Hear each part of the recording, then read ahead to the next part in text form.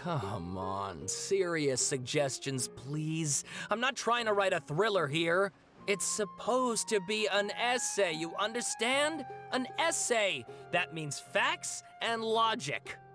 Well, if it's facts and logic you're after, you shot yourself in the foot with your choice of research topic, didn't you? The Tatara Suna mystery. When so much remains unexplained, there's little to be objective about. Unless, of course, you restrict yourself to textual criticism. Yeah, well, this is my teacher's area of research. I can't change that. But it's fascinating enough without having to sensationalize it, don't you think? The strange location, the missing details, a mysterious person. I want to write my essay on something interesting, and I'm interested in getting to the bottom of all this. That's the only reason I came to you. Yes, you came to me, so all the more reason to take my advice. The fact is, it's the dramatization that will make people want to read it. There's no getting around that. Okay, but... Did one of them just mention Tatara Suna? But that's all the way in Inazuma! Is it just Paimon, or is it kinda unusual for someone in Sumeru to want to write a paper about that? Everyone here's just going about their business. Maybe it really is just Paimon. Guess people here are free to research pretty much anything. Great! Let's go find out what this Tatara Suna mystery is all about. All right, I guess I'll go with my textual criticism and your editorial direction for the first draft. I have a feeling that the missing Kabuki Mono will end up being the main focus of this paper. If only we knew where to find that traveler. From what they say about her, this seems like the kind of thing she'd know about. Oh, you're the traveler, you say? Hey, what's with that face? Don't believe us? No, of course I believe you. Actually, I first heard about your great exploits when I was still in Inazuma. This is my first time coming face to face with you and your mysterious silver-haired companion. I couldn't believe my luck, and out of force of habit, I started, examining the evidence. Sorry. Oh, Sawada, for the love of... Sorry, we don't get out much, so our social skills are kinda lacking. Traveler, I hear you've helped many people a great deal and been to many places. Would you be able to tell us about Tatara Suna? Actually, we don't know much about that place either. In fact, we only came over here because we heard you talking about it and wanted to learn more. I see. My teacher chose this area of research as a personal challenge.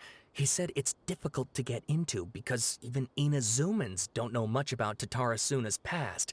But who'd have thought that...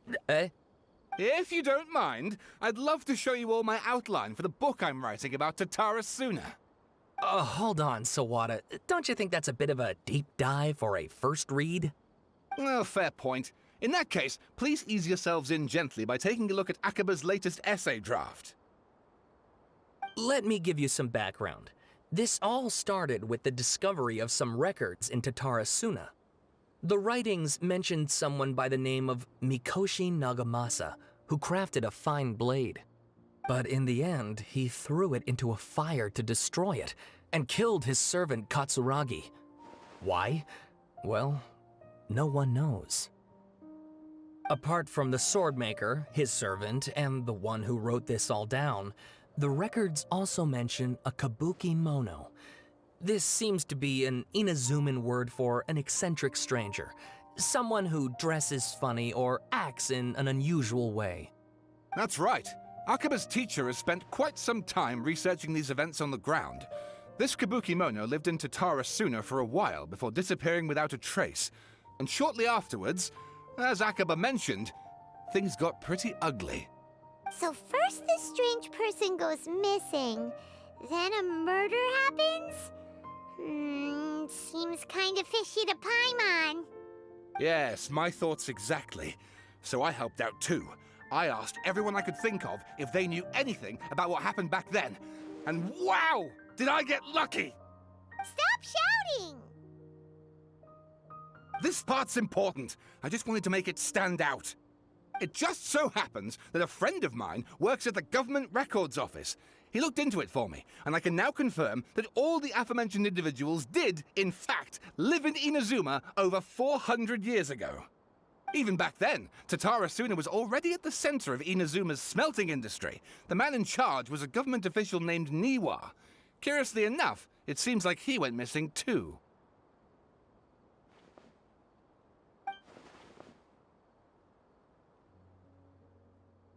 Wait, so there are two missing people in this story now?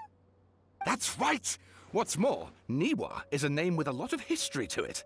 Have you ever heard of the great swordsmith clans of Inazuma? Oh, the swordsmiths? Yeah, like Ishin art and so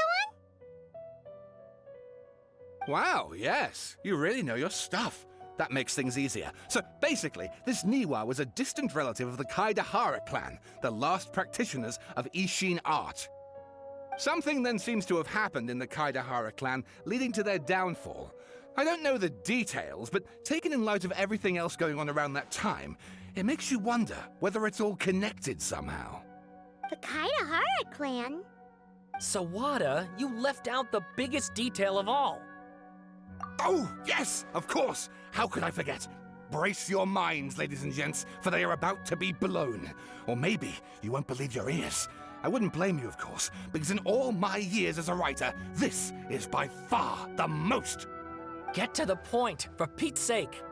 According to information acquired by Akaba's teacher, the Kabukimono was not a human, but a puppet. A puppet?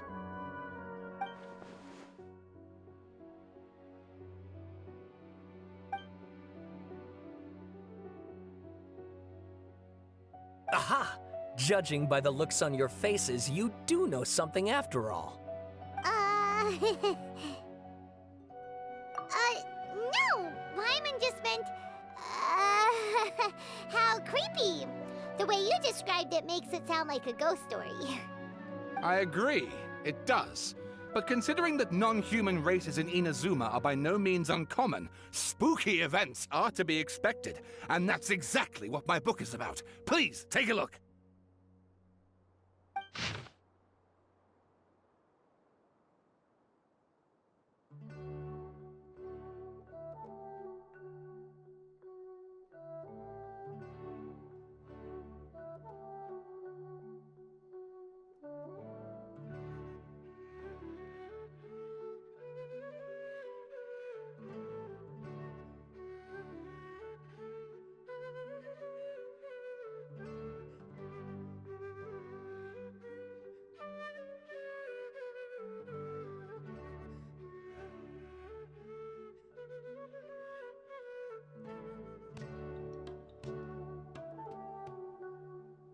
Oh, and please read my essay draft as well.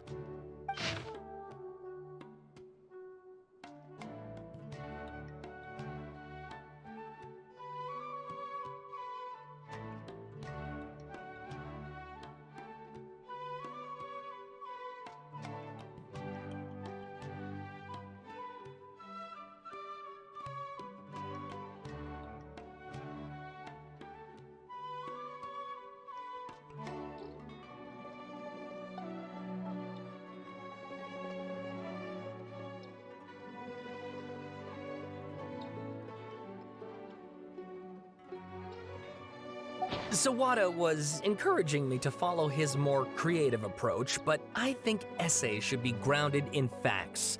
I don't think explaining everything away with mysterious forces will cut it. Oh, how about if I plug the holes in Sawada's narrative with political intrigue? Like, I could put a turf war between rival factions at the center of the whole series of events.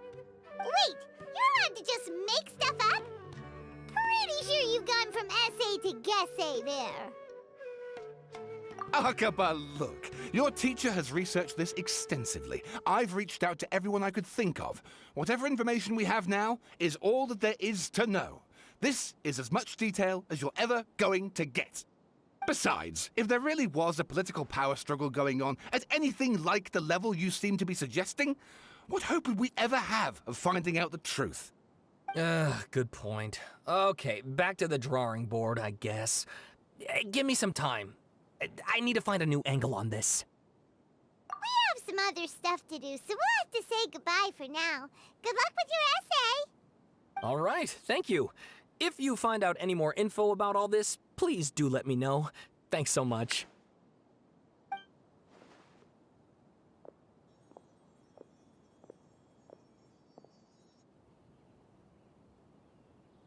Hey, so that thing they were talking about, it has to do with the balladeer, doesn't it?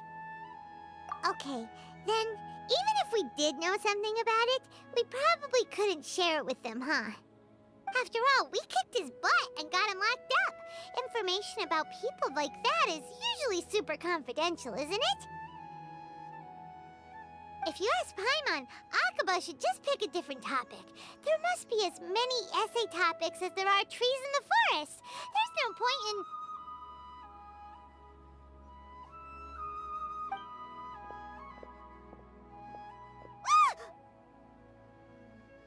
Hey, did you see that? He literally just went by, over there. It looked like...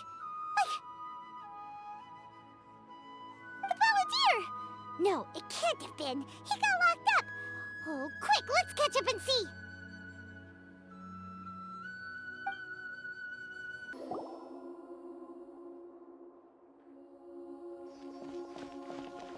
Traveler, Paimon, there you are. Nahida! Bad news. We just saw the balladeer strolling around in public. Did he escape or... Ah! It's him! Sure enough, you're here. Hey! What are you doing in the sanctuary of Suristana? Aren't you supposed to be locked up? I know you must have a lot of questions. Please, allow me to explain. It was my idea to set the balladeer free. We made a deal, and he's gonna do some investigation in Irminsul for me. A deal? Huh. You sure you trust this guy? What did you expect?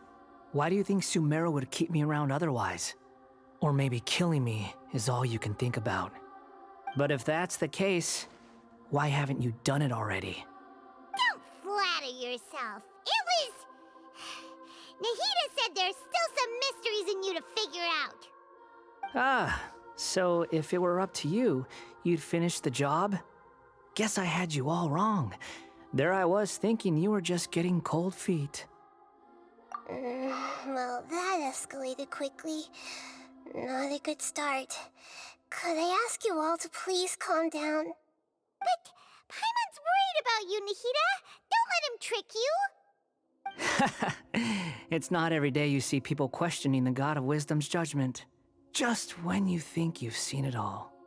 Don't you dare try to drive a wedge between us! As long as the terms are reasonable, I don't think there's a problem in making a deal. Even with the balladeer. Well, I for one have no reason to doubt you, considering you even struck a deal with the doctor. Yes, one in which I gained valuable information.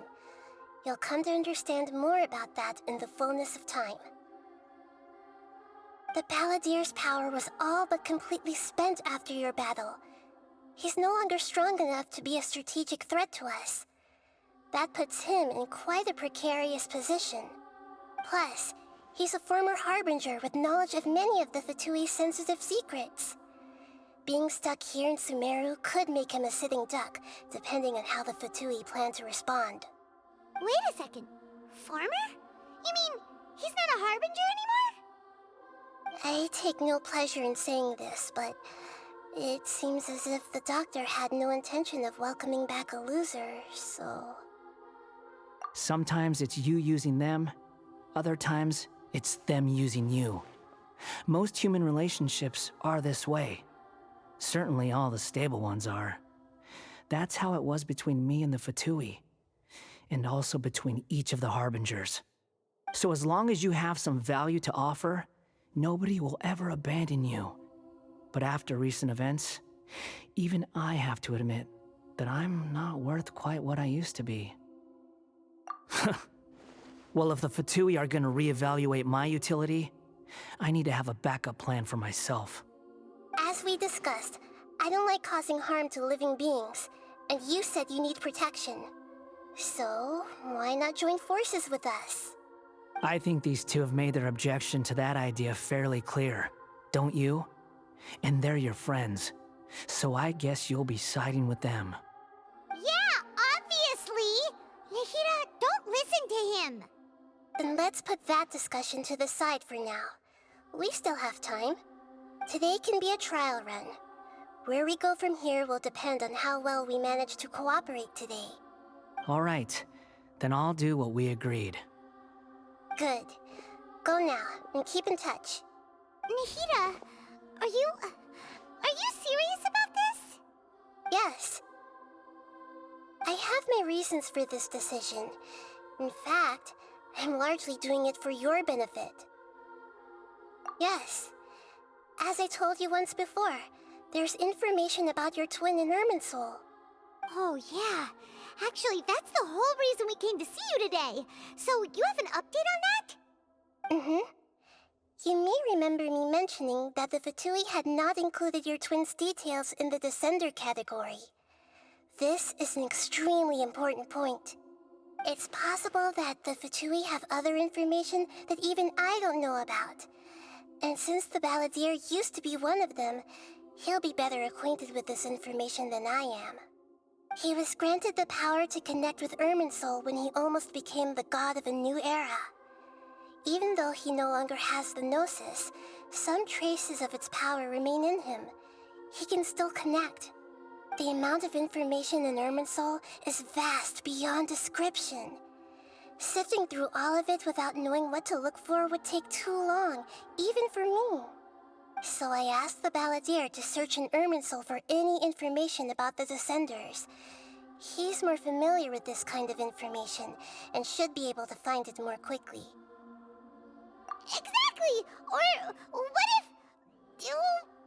Paimon just doesn't trust him! He's treated us as enemies every time we've run into him! I understand. But sometimes, everything is dictated by which side you're on. How things will go in the future depends on what information he brings back. And Traveler, I know what your heart desires most of all. Our minds have connected several times before. There is a corner of your heart reserved for an intense longing. A feeling of being all alone in the dark, searching for the one candle whose light still burns. As Sumeru's deity, it is my responsibility to be on guard against the Balladeer. But as someone who counts you as a friend, I want to do something for you. If this deal with the Balladeer can give you the answers you've been longing to find, then it's worth it. It's my pleasure, really. You're Sumeru's hero. You've more than earned it. Paimon's still worried about this idea. Is there anything we can do to help? I was going to contact you about that, but then you suddenly showed up on your own accord. Seems like we have a telepathic connection. In fact, I was going to ask you to supervise the Balladeer on my behalf while he carries out the task I assigned. Even though he only has a fraction of his full power left, that's still a fraction of a former Harbinger. If you could accompany him, it would put my mind at ease. Of course, I'll be there to help guide you through Irminsul from the outside. Great, thank you. Prepare yourselves. I'm going to transport you into Irminsul. Wow, it looks pretty different here compared to last time. The colors are gentler. Guess that must be because Sumeru's at peace now.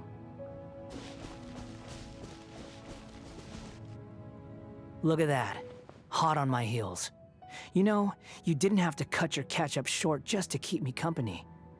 Oh, but I guess you panicked when you realized that I might enter Irminsul ahead of you.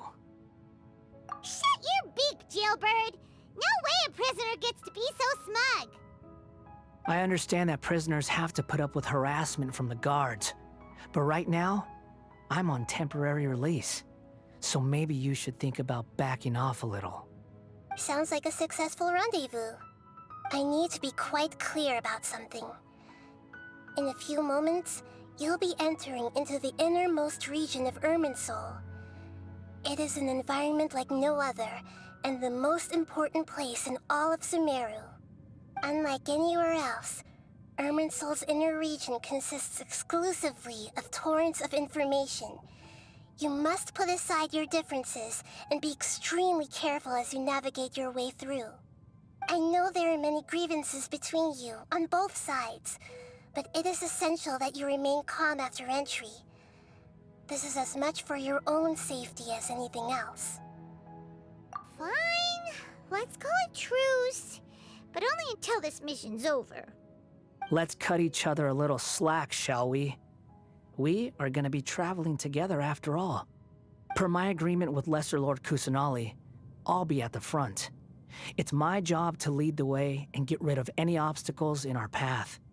All you have to do is keep your pretty eyes open and try not to fall behind. You sure are confident. Paimon'll give you that. You make it sound like you're even more experienced at adventuring than us. If there are no further objections, I suggest we get going. Or did you need some time to mentally prepare yourselves? Ew! Ugh, the snark on this guy. It's unbearable. We can start now. Irminsul access granted. Initiating connection procedure. Is this a small sapling?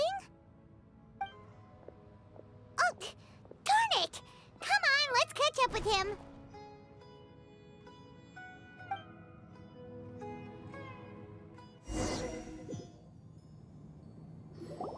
Wow.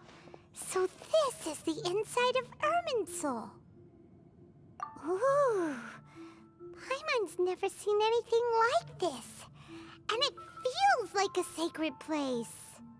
Irminsul is closely intertwined with the entirety of Tevat. Every bit of information flowing here means something. Pick your jaws up off the floor. It's time to go. Why is it that Paimon just wants to do the opposite of everything he says? Lesser Lord Kusanali, we will now proceed to the heart of Irminsul. Can you still sense where the heart of Irminsul is? Yes. Permission to begin searching for information there? Permission granted. Go ahead. Let's go. Stay close. Don't go running off. Hey, so, say we did go running off in here. What would happen? What are you smirking at? I was just imagining the look on your travel companion's face if you went and got lost. Anything's possible in here. You can't rule anything out. So if you want to stay safe, your best option is to stick close to me.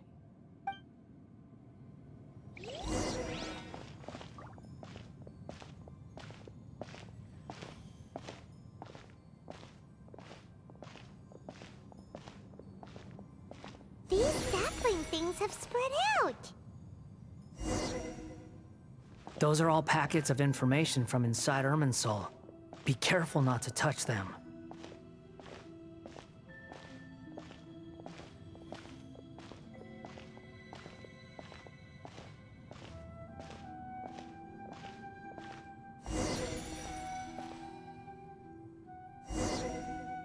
It looks the same in every direction.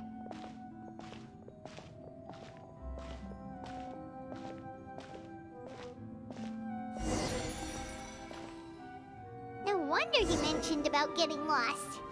Huh. What do you know? He was actually telling the truth. Is he mocking me again? What is it this time? There's a time and a place to lie, but this definitely isn't it. So why don't you relax your guard a little?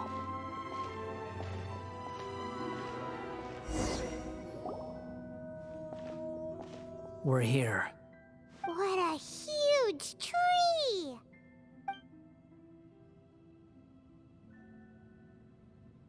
Lesser Lord Kusanali, Good, you made it. Are you ready? ready when you are.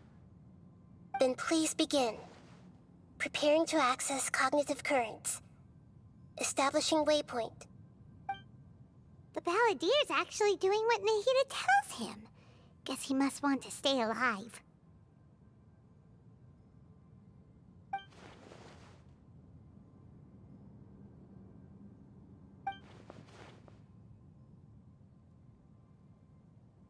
The rest is up to you. If you discover anything at all, make sure to share it with us. Will do. Huh. For once, we're the ones with nothing to do.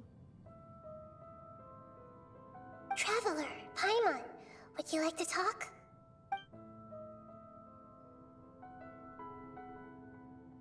Yes, I've also invited Paimon to join. Huh? What the? We can talk to each other inside our heads?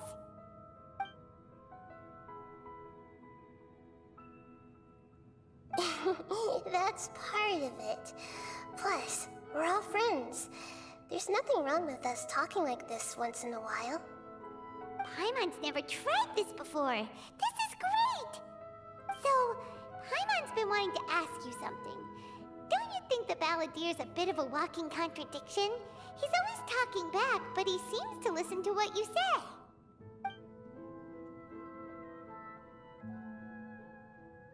As I've told you before, there are still some mysteries for him to resolve.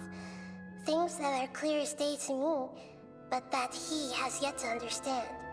Perhaps today will be the day that he finds some answers.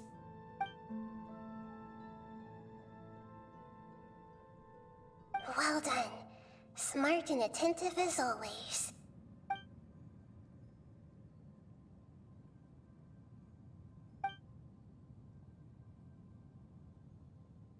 So, you made contact with that part of his mind.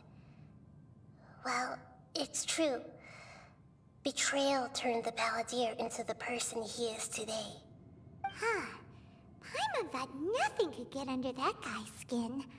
Turns out, he can get hurt and angry just like anyone else. Everyone has a history, Paimon. Even if you're a puppet created by the Electro Archon. Speaking of puppets, we ran into two people at the Academia today talking about an essay.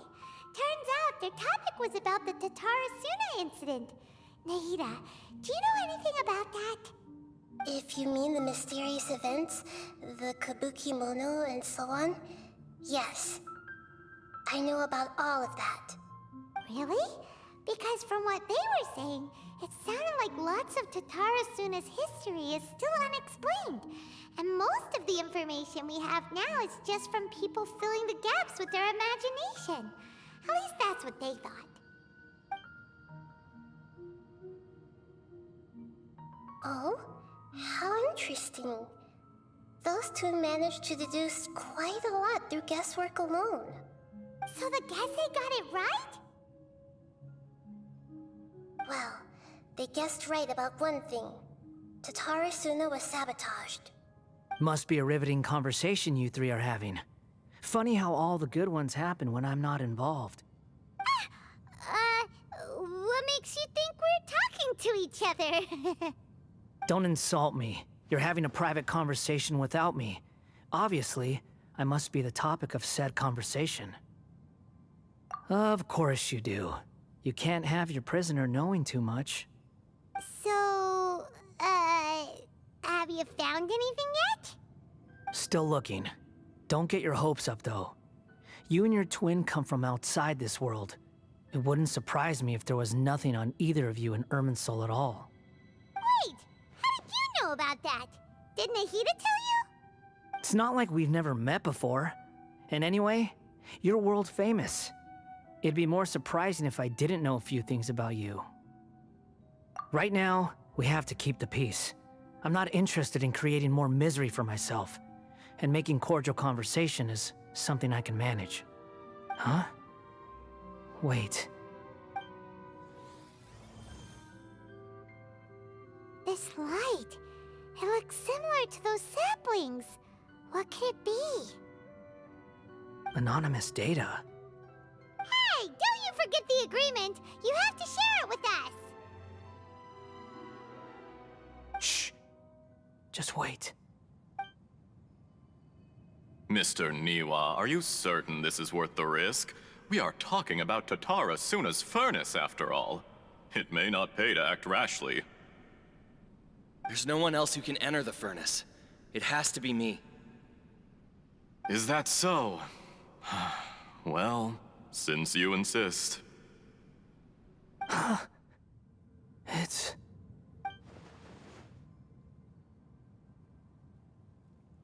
Whoa!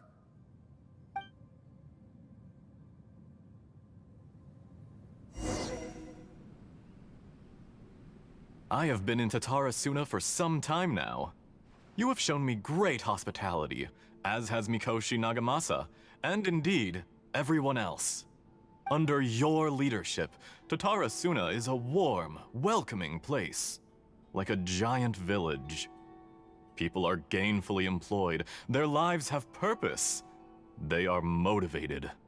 As I understand, the Raiden Shogun has, in recent years, eliminated much of the evil that plagued Inazuma. As for Tatara Suna, it was originally established as a means of safely disposing crystal marrow. The forging industry with crystal marrow as a raw material has since flourished, giving rise to generations of swordsmiths. Some world-renowned, others unknown, all passing on their legacy.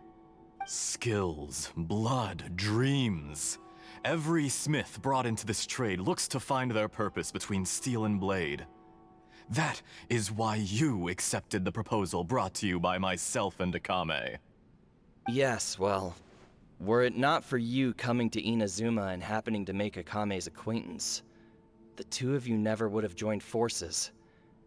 And he would be the first to admit that there's no way he could have revolutionized our forging process like this on his own. At least not on the same timescale. You allowed Akame to take all the credit for a method that you jointly developed. He sold it to me, and now every piece of ore here is smelted using the new technique. Even now, you remain one of Tatara Suna's key consultants, working right here alongside us. I believe it is you, sir, who are truly responsible for the changes in our manufacturing and forging methods. You flatter me. From the outset, I saw much that was commendable in the forging industry of Inazuma, and it has been my great honor to befriend you all. So you say, Escher. But is this really the truth? My good sir, what do you mean? I tried to resist thinking it was all connected, because I didn't want to speculate, and I didn't want to believe that things could turn out this way. What have we gained from adopting your new technology? Ominous black smoke? Mounting production problems? Worker fatigue and casualties are up and continuing to rise at an alarming rate. And recently, as you well know, someone died because of that strange filth inside the furnace. We've kept the truth from spreading outside, but still, I suspect you understand it better than I do. None of the people who went out to get help have come back. Now, our mutual friend, the Kabuki Mono, is taking the Golden Feather to Narukami Island to seek an audience with Shogun. This is our last hope. But that doesn't faze you, does it, Escher? Nothing does. Otherwise, why would you still be standing there with that smile on your face? I'm just surprised that you finally chose to be so sincere. I'm sure you've been harboring these suspicions for quite some time. Mikoshi Nagamasa may have noticed that there was one common denominator among all these events. Namely you, Escher. But Mr. Mikoshi is more cautious than I. He does things by the book. After all, Nagamasa is the adopted son of Mikoshi Torichio, the yokai struck down by the Shogun's own hand. If he truly seeks to redeem his family's honor, an abundance of caution is well advised. You're well informed on the subtleties of his situation for a mechanic all the way from Fontaine. Are you sure you're not a little overqualified? Why, Mr. Niwa, are you suggesting I find a job as a diplomat? Sadly, I am so very attached to my craft. Enough, Escher. I'm here because an evil force is raging inside the furnace. And someone needs to take your new device inside the high-risk zone so we can absorb it and put an end to the problem. I'm in charge here. And I'm about to take some responsibility and head inside. Probably to my death. But what about you? What are you still doing here? Judging from the look in your eyes, you don't seem to trust me. Drop the act! We're past that now. Whoever you are, it looks like your plan to destroy Tatara Suna has worked. I just want to know what you're still doing here. What's left? Don't you have all your answers by now? Honestly, I'm just waiting for the right moment. A moment like this, where you finish talking and I stop you from entering the furnace. You...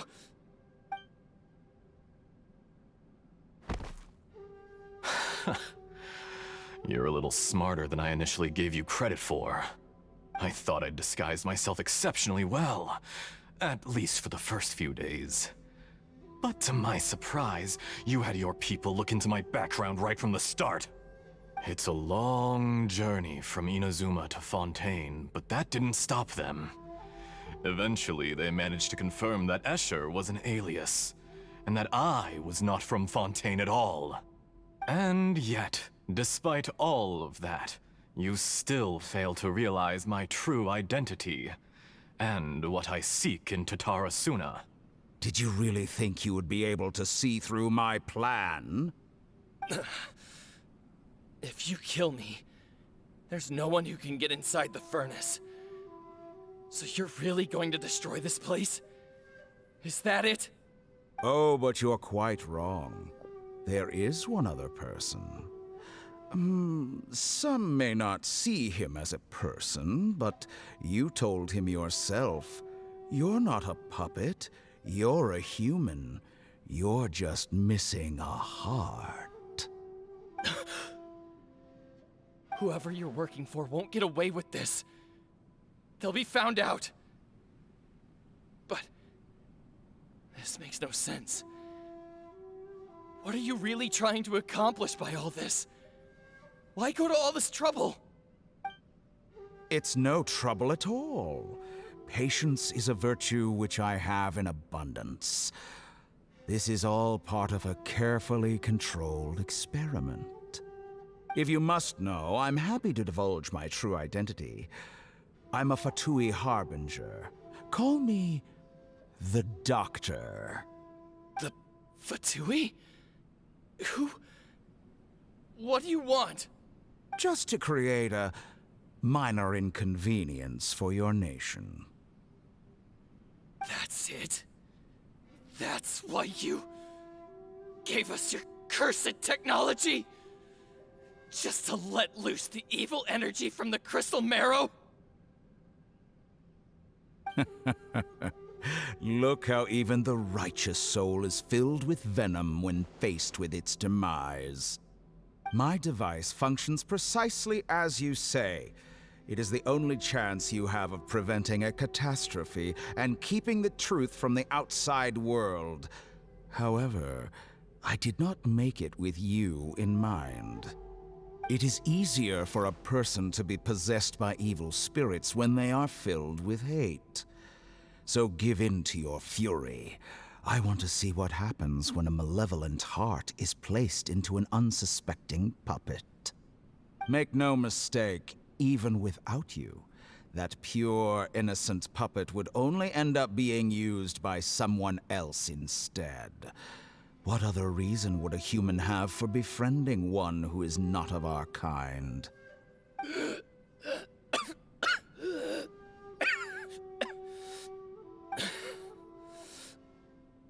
If you give him my heart, tell him that both Nagamasa and I see him as one of us. He has nothing to prove to anyone. Because not everyone just wants to use other people. The only ones who think like that are people like you. What a beautiful way to see the world. It almost makes me feel a little guilty.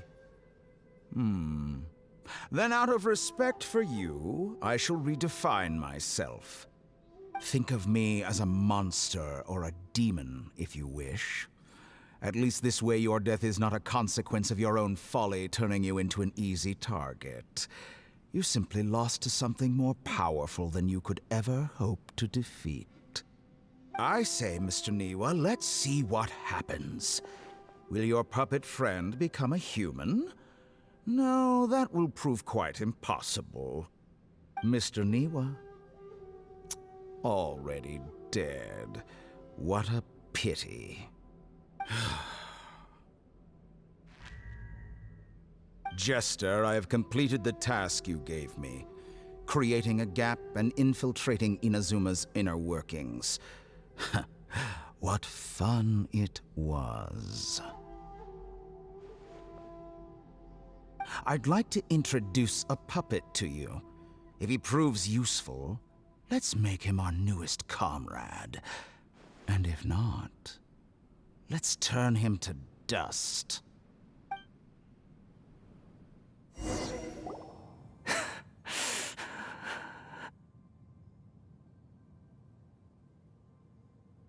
Hey, are you alright? Dottore?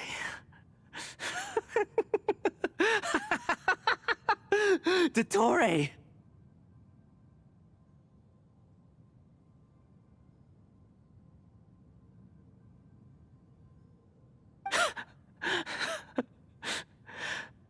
Good. Good. Was that the doctor? Did he turn into a mechanic from Fontaine? But why did we see things from his perspective? When I touched the doctor to confirm whether he'd eliminated all his segments, I read this memory in his mind. You have to admit, it must be the truth. Maybe so, but it means nothing. Does it? But this memory shows that Niwa didn't betray you. He never meant for you to be the one to take the device into the furnace. You know very well what that means. Even more so than I.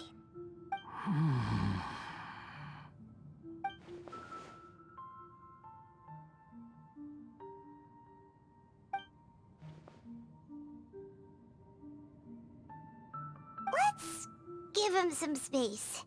He looks really mad. Paimon doesn't want to be anywhere near him right now.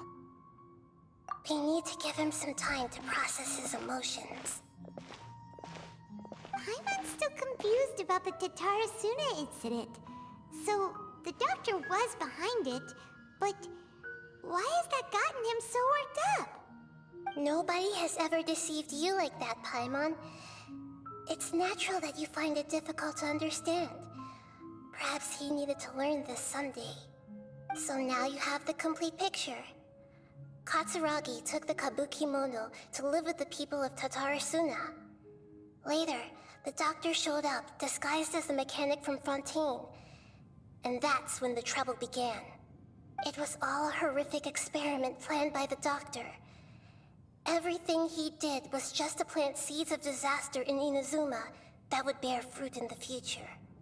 Of all the unwitting participants in the doctor's experiment, the balladeer became the main test subject. After the events you just saw in that memory, the doctor put Niwa's heart into the device and handed it to the balladeer. Then, he instructed him to enter the furnace and absorb all the filth caused by the smelting process. The load was far beyond what he expected, but the balladeer survived.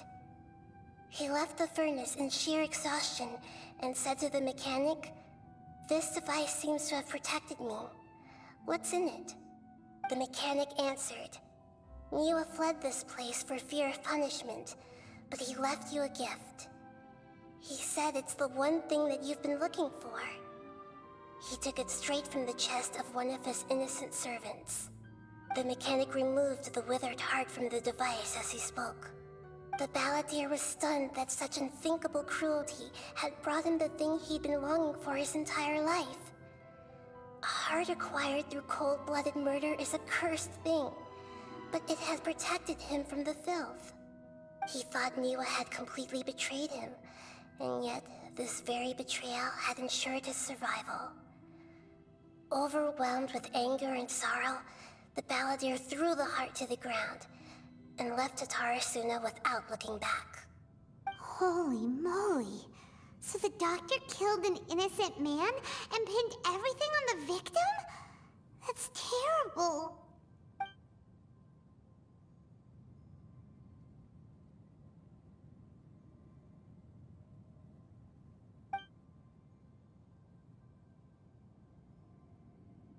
Yes. Only if he understands this can he choose a new path forward. Dottore, you brazen-faced... Niwa didn't run from justice. You killed him.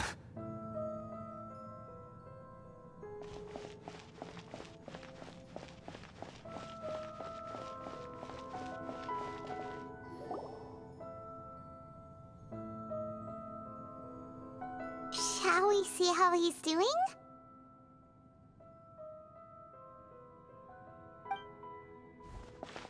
Hey, you alright? That's a scary expression. Are you worried about me? If we didn't have such a history, I'd almost think that qualifies me to be your friend. It won't. I'll keep my end of the deal. Hey, aren't you investigating the stuff we want to know about? That's why we're here.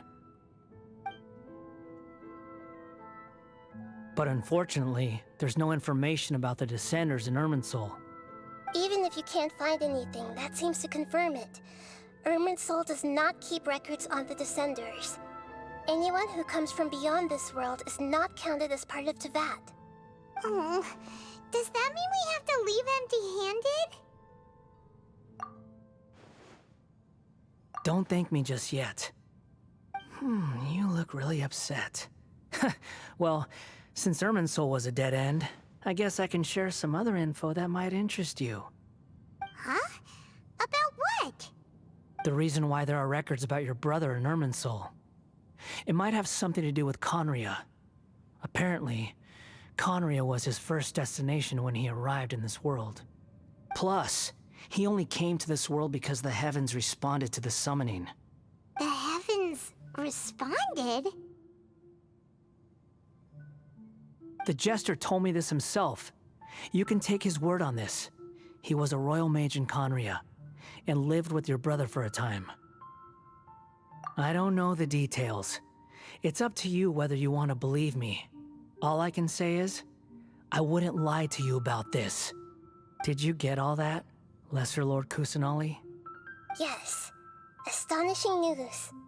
Does this info count towards my mission? It wasn't from Irminsul, but was it valuable? Very valuable. Good. In that case, I'll take some time for myself now. Huh? What have you done? Lesser Lord Kusanali was right. My power's all but completely spent. Even if I use all of the divine power left in me, I can't sustain this shield for very long. I shared a secret with you, and now you owe me. So in return, I'd like you to answer a question for me. Give me your hand.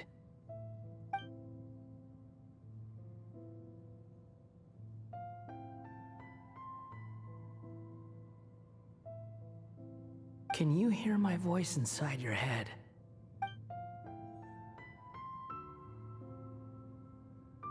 No, I can't do anything like that anymore. At most, all I can do is exchange a few words with you. So tell me, in this world, is it possible to change the past?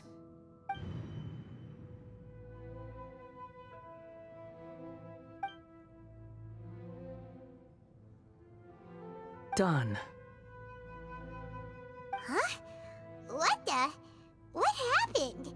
Paimon only saw you hold hands for a second. Nothing. I was just thanking her for helping me.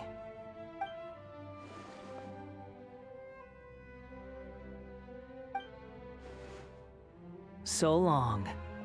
I suggest you get yourselves out of here quickly. Where are you going? Hey, wait up! Didn't you say not to go running off? Fast reaction time. But I don't think we'll be seeing each other again. From this day forth, the names Balladeer and Kabukimono will cease to exist. Those who died in Tatarasuna because of me deserve another chance at life. Hey, Balladeer! Don't do anything stupid! You know, I never did like insects. Hordes of the puny things swarming together can be a real nuisance. And I enjoy nothing more than to stamp them out like the pests they are. But if a colony of harmless ants isn't threatening anyone, I guess they deserve to be left alone. Luckily, everything can be set right. It's time to solve this once and for all. Balladeer! Balladeer! Uh-oh, he disappeared. Come on, we gotta find him somehow.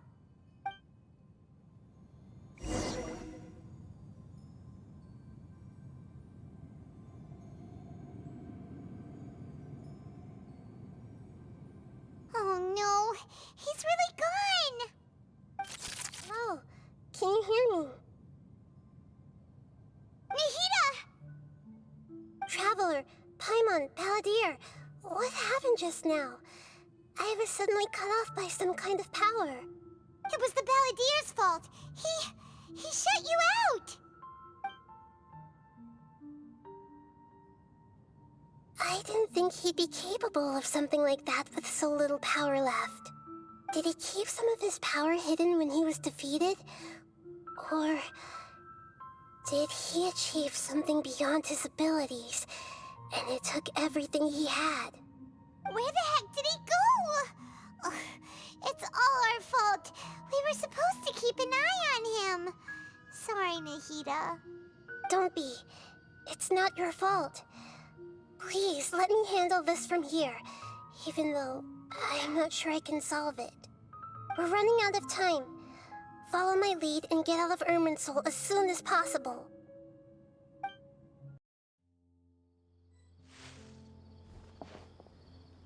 We're out!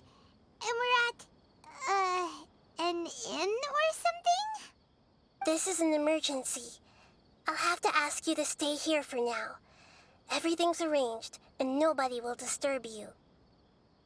I'm sorry, but this isn't something I need your help with. Leave this one to me. An emergency? How bad is it? Nahida, will you be okay? Don't worry. If my assessment is correct, though there may be some minor disturbances, it won't lead to a disaster. Please rest and recover your strength here until I say it's safe. Her voice has gone. Paimon can't shake the feeling that something really big has happened. What do you think the Balladeer meant? And why did he suddenly grab onto you before?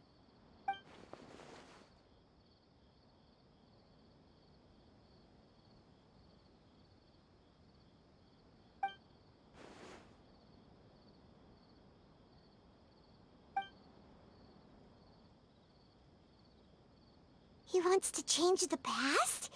But surely that's impossible! Right! You can't just rewrite history! All that stuff happened already in real life! It's like, imagine Paimon drank all the water in this inn. Even if no one was there to see it, Paimon would sure as heck remember drinking it. So, why does Paimon still have a bad feeling about this? Paimon can't help but feel scared about what he might do. Oh, Paimon's so confused. Huh? Ah! Sorry, Paimon accidentally...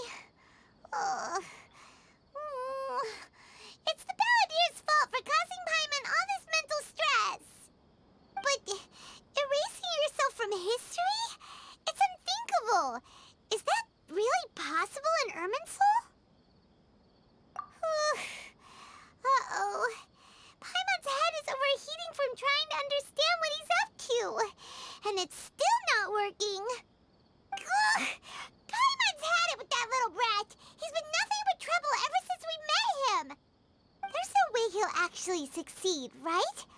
Otherwise, won't everyone who's connected to him be affected too?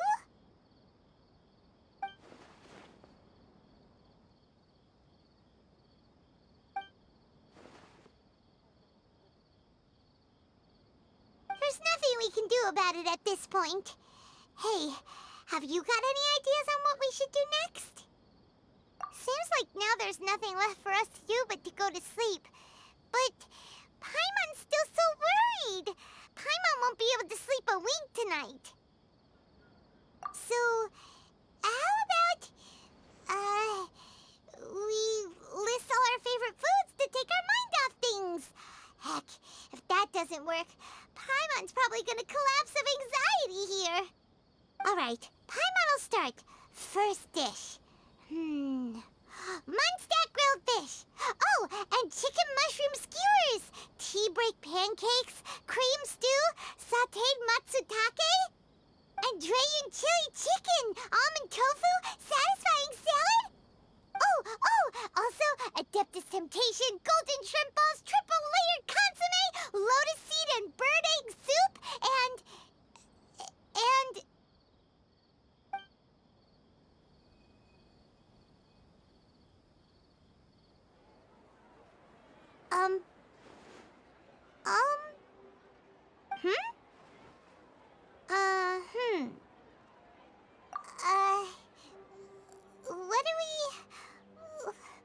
What was Paimon supposed to be doing just now?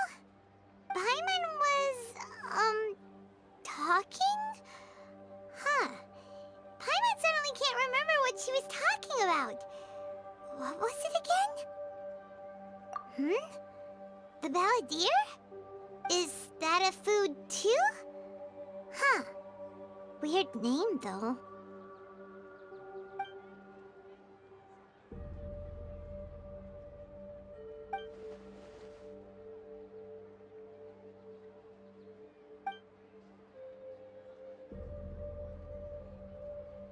What's wrong? Your eyes are like saucers. Was it something Paimon said? So, the Balladeer. Is that someone's name? 'Cause it sounds like a nickname or something.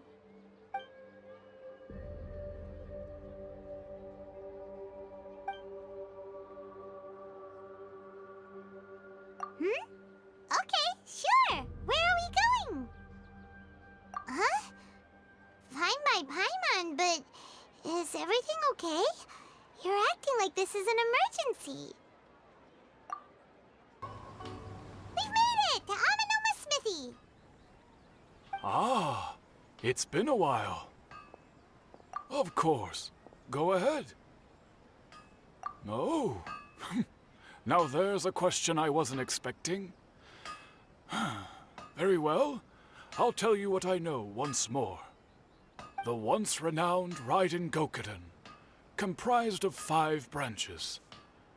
Amenoma, Futsu, Ishin, Hyakume, and Senju. The art of forging practiced by these 5 clans was first taught to them personally by the almighty Shogun. Over time, the 5 branches diverged from one another as generations of bladesmiths honed and perfected their craft until they became 5 distinct traditions. Most of the great swordsmith clans of old have since fallen into decline, and for a long time, only the Amenoma branch kept its art alive. But fortunately, Kaedehara Kazuha recently returned to Inazuma and took up the mantle of the Ishin art. Now, 2 clans remain of the original Gokuden 5. If my memory serves me right, you yourself were present when he forged the Ishin blade. Oh, yeah, we were! Paimon remembers that now. We learned a bit about the decline of the Raiden Gokuden then, too. It seems like such a shame. That, my friends, is a tragic tale indeed. In fact, this was not made known to me for most of my life.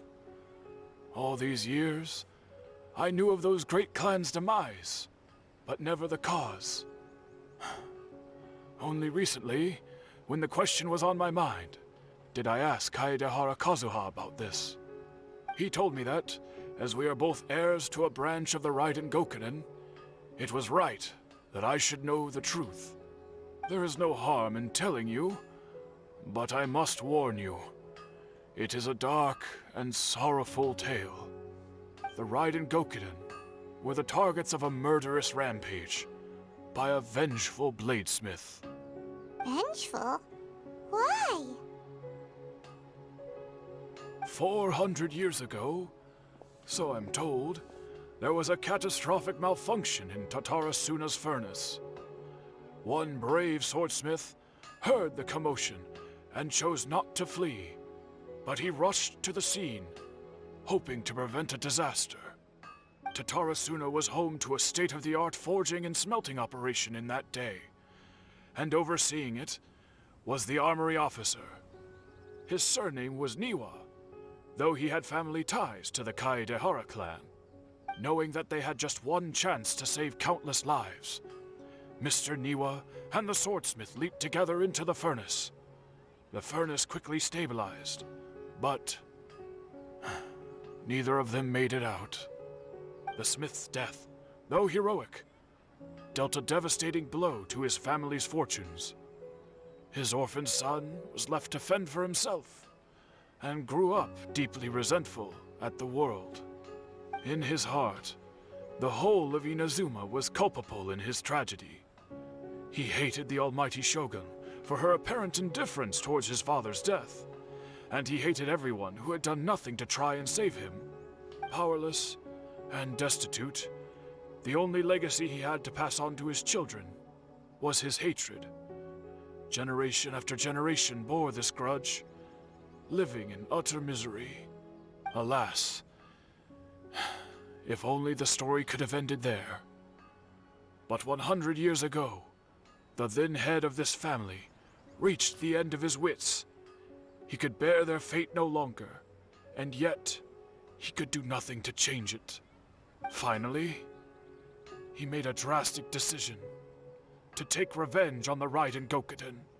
In doing so, he sought to vent his pent up anger and shake the very foundations of Inazuma's forging industry. In his fury, he murdered indiscriminately, killing even bladesmiths from the Hyakume clan which he belonged to.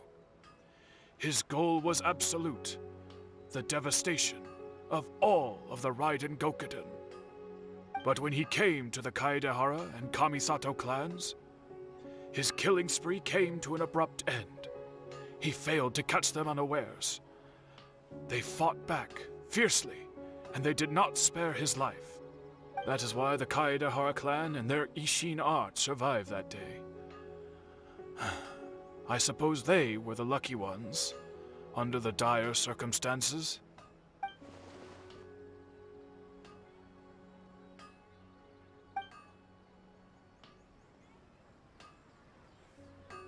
Was there anything else you wanted to ask? Kazuha? Why, yes. Just yesterday, in fact. We spoke for a while over some tea. He seemed well.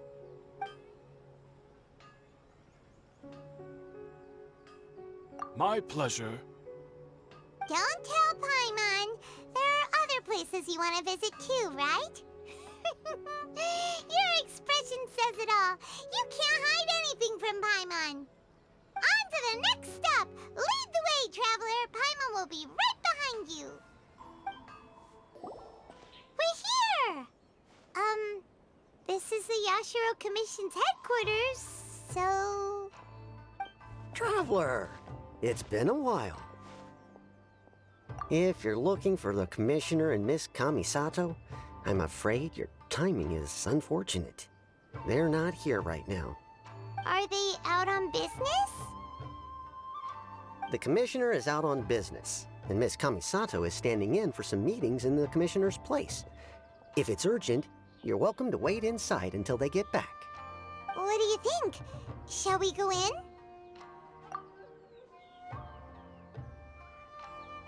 If it were anyone else, I couldn't allow it. But seeing as you're so close with the Commissioner and Miss Kamisato, I think it should be okay. We'll be heading in then. Thanks!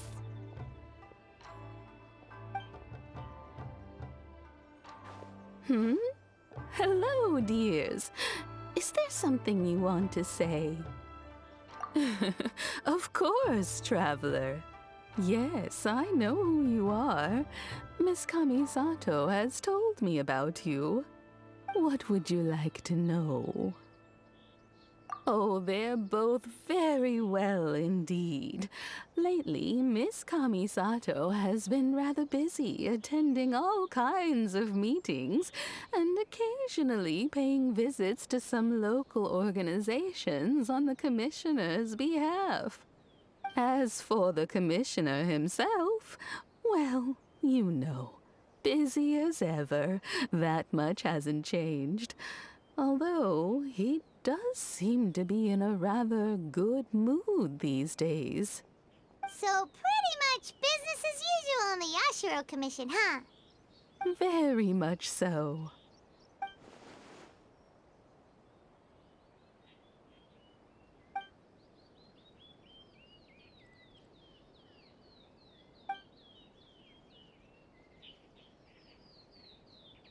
Well, got any more questions? You're very welcome. In fact, I would love nothing more than for you to come and visit more often.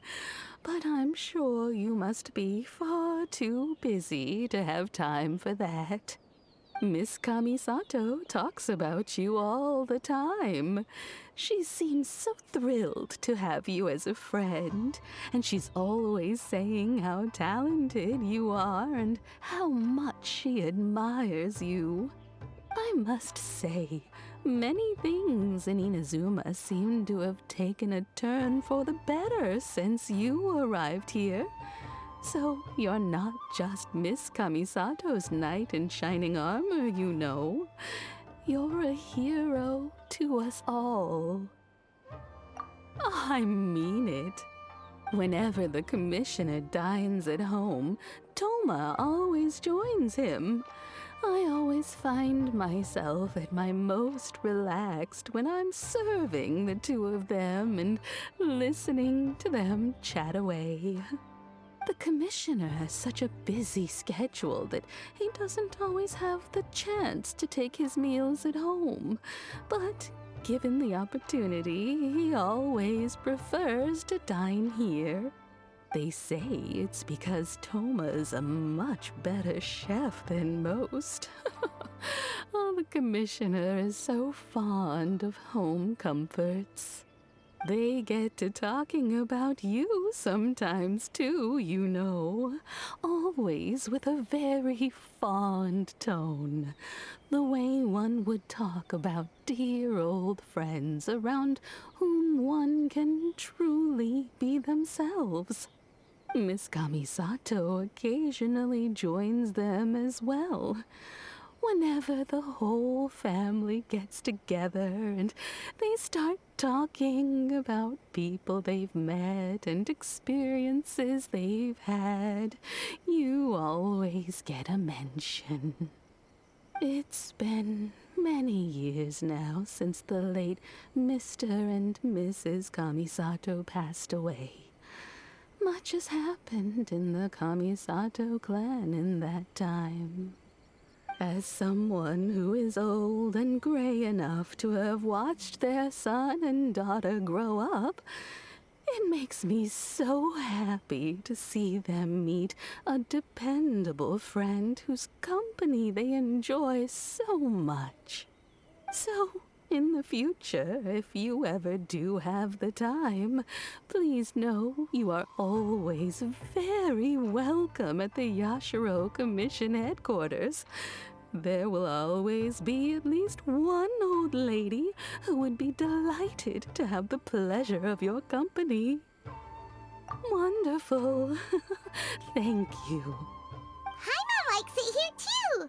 Also, you were saying something about the food here being really great. Paimon's itching to try it. We may just have to invite ourselves around for dinner sometime. Paimon meant we should come pay a visit again real soon. Ideally around dinner time. Of course. You're always welcome.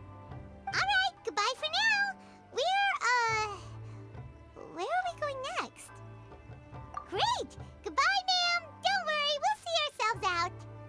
All right then. Take care now. Hope to see you soon. Oh, are you two leaving already? Yep, everything's taken care of now. Don't worry. Very well. Safe travels. Goodbye. Well, here we are. But what are we looking for? Something or someone? Do my eyes deceive me, or is that the Traveler and Paimon? Xavier, what are you doing here? I was in the general area, and now I'm in this specific area. There, that's me. So what about you two? We have some questions and thought you might be able to help. Certainly do. I've researched the furnace here in some depth. If there's anything you want to know, just ask away. Like the back of my hand. Make no mistake, I have been here a good many times before. Not only that, but I've met people in Inazuma whose families used to live in Tatarasuna years ago. They said it's all true, the history here. Oh, well, it's a long story, don't you know? The tale of Tatarasuna starts a long time ago. I'm told that its history is one of the most foremost forging and smelting operations in the nation, goes back around 1,000 years. Still, the furnace has had a couple of serious maintenance issues along the way. A couple? When exactly?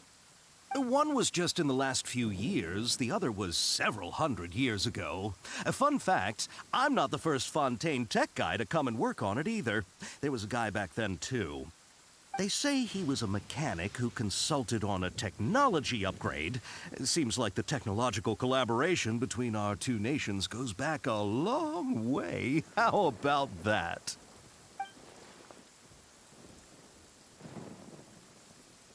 Hey, weren't you gonna ask Xavier something about Tatarasuna?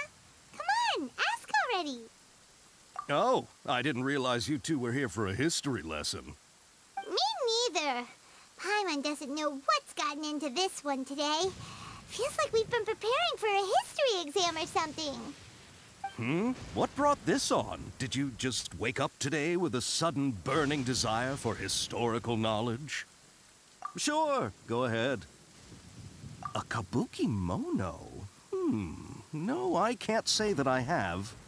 I do know the word, Inazuman for those eccentric types who always go around dressed to the nines. Just the sort of person that I'd like to meet, actually. But sadly, I've never had the pleasure, nor have I come across anything to do with a kabuki mono where Tatarasuna is concerned.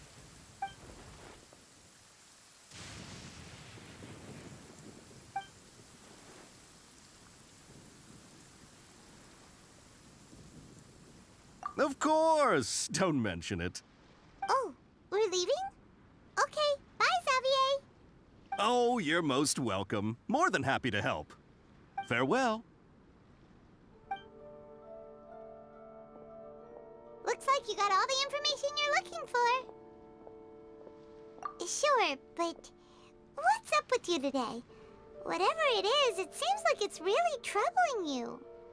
Keep your smile, Spinal Crocodile. No matter what happens, Paimon will always be there for you. Come on, you gotta keep it together. Why don't you grab something to eat? You can't go facing life's challenges on an empty stomach. All right, let's head off and go meet Nahida.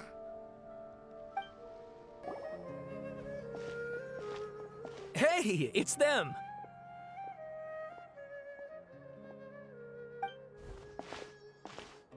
Akaba, Sawada, you're still here?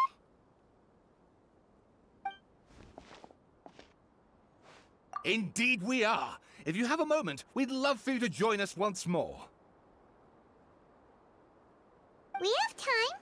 What do you want to talk to us about? It's the same topic we discussed last time. Obviously.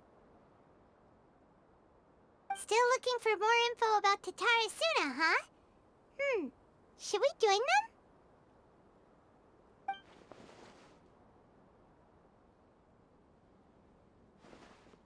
Unfortunately, we haven't made any real progress. Huh? Oh, of course.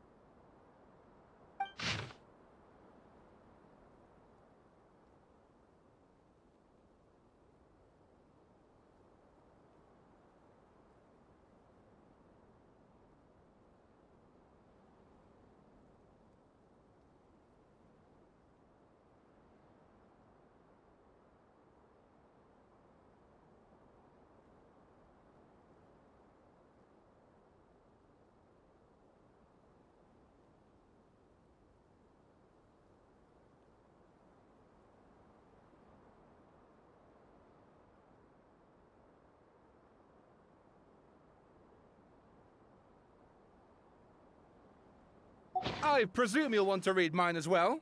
Here.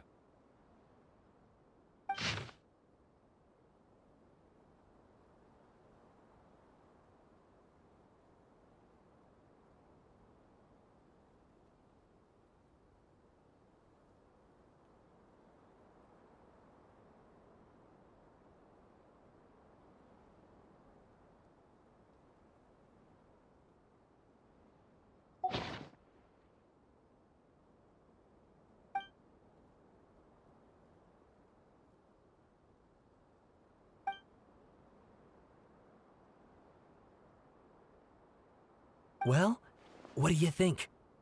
Hey, Traveler. Remember how last time Akaba was saying how he wished he could gather more information about all this? Well, we just got back from Inazuma. So how about we tell them what we learned? What did you find out? Something big? It's a long story. Basically, we have some friends in Inazuma, and...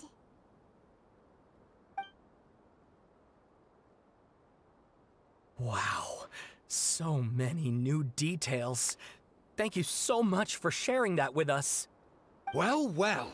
So it all comes down to one man's desire for revenge. Huh. You heard this from a member of the Aminoma clan, you say? Then I guess it must be true. Ugh. So there's no ghost story here after all. This new information actually lends further credence to my hypothesis. Evidently, swordsmiths were seen as having an incredibly prestigious role in society those days, to the extent that harming them was conceived of, at least by the perpetrator, as a way of exacting revenge against those in power. Yes, okay, point taken, you were right. But that doesn't mean I can't carry on with my novel. And they're back at it. These guys are really into this. Oh, so sorry. Look at us, prattling on about our projects and ignoring you. Thank you so much for the information. You're welcome. See ya. Keep us in the loop if you find out anything else. Will do. Nahida, we're here! Traveler, Paimon, how have you been? Ugh, where to start? Paimon hasn't had a moment's rest this whole time. That night, we ended up chatting and chatting until suddenly the sun was up.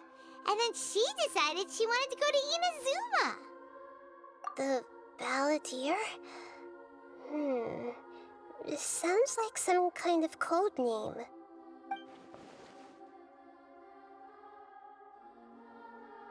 You look troubled. Is there something you need to tell me?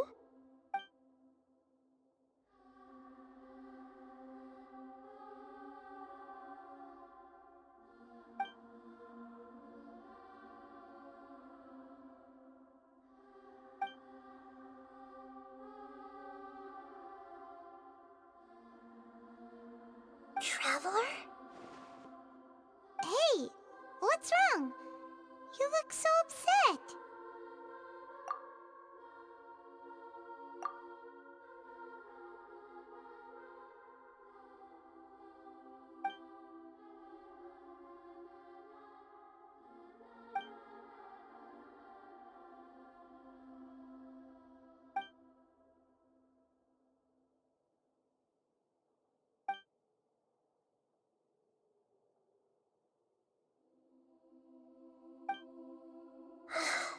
quite a story. So, this puppet known as the Balladeer erased himself from Irminsul, hoping that he could change the past. But how was he even able to do that? As the traveler said, he very nearly became Sumeru's deity. Admittedly, I remember it a little differently. I don't recall finding anyone inside the machine after we defeated it. Nevertheless, it does make sense. If someone were to successfully erase themselves from Irminsul, the world would change to reflect the new reality. So, you believe this person really existed, and we just don't remember him because... well, because he literally changed the world? Yes. Theoretically speaking, it is possible to do this. But I'm struggling to imagine the kind of person who would dare go through with it. The Traveler comes from a world beyond Tevat. That's why there's no information about her in Irminsul. And it also explains why any changes to Irminsul wouldn't affect her.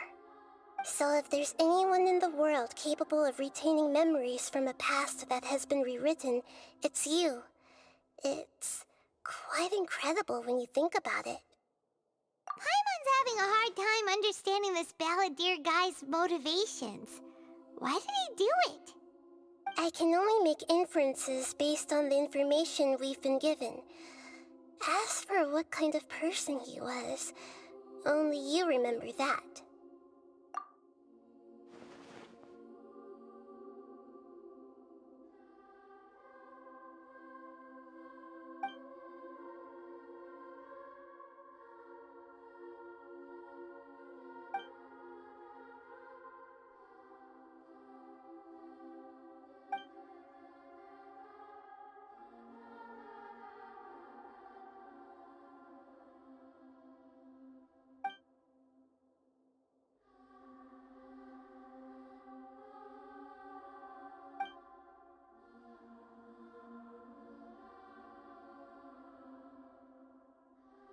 Something else worrying you? Something that you can't share? It couldn't change the fate of the ones who had died, right? Once the Balladeer realized he hadn't been betrayed after all, it must have completely changed his view of the people of Tatarasuna. Now he saw them as friends again. He couldn't keep hating humans after that. And if he thought there was a chance he could save his old friends, it would be hard not to try. The story makes sense, every part of it. The Balladeer tried to achieve godhood with the doctor's help. He was unsuccessful, but retained the power to connect with Irminsul. That power then enabled him to change what was recorded in Irminsul and erase himself, even though he didn't have much strength left. Yeah, it does make sense, but it still ended in tragedy for his friends. It just feels so hopeless. He gave everything to do this, but it seems like he got nothing in return.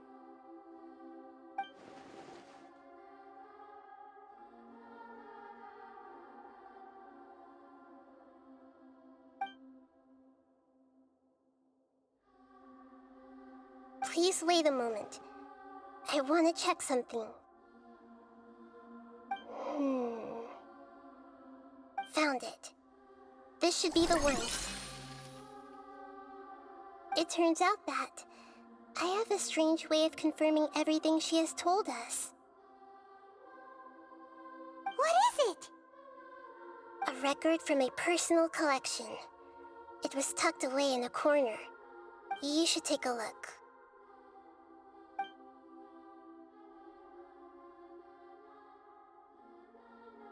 Is this a fairy tale? Who wrote it? I authored this record myself. Huh? You wrote a fairy tale that somehow has something to do with the Balladeer? When combined with the Traveler's narrative, it's clear that this story is an allegory. Everything in it is a symbol for something else. Hold on. So this record survived from the past? Yes. Any information about the balladeer or the kabuki-mono in other records will have been changed. But I wrote this story in a way that means it was left intact. Changing the information in Irminsul changes to that. But Irminsul can't change information that was well hidden in advance. I guess I must have written this story as a backup before the balladeer entered Irminsul. That's incredible! What a great idea! And sending the traveler into Irminsul with the balladeer must have been a further precaution. I knew she'd remember everything. This story is abstract enough that it still resonates with the present information recorded in Irminsul. But if we connect all the different pieces together, the true story that emerges is the one she told us. The now erased life of the balladeer.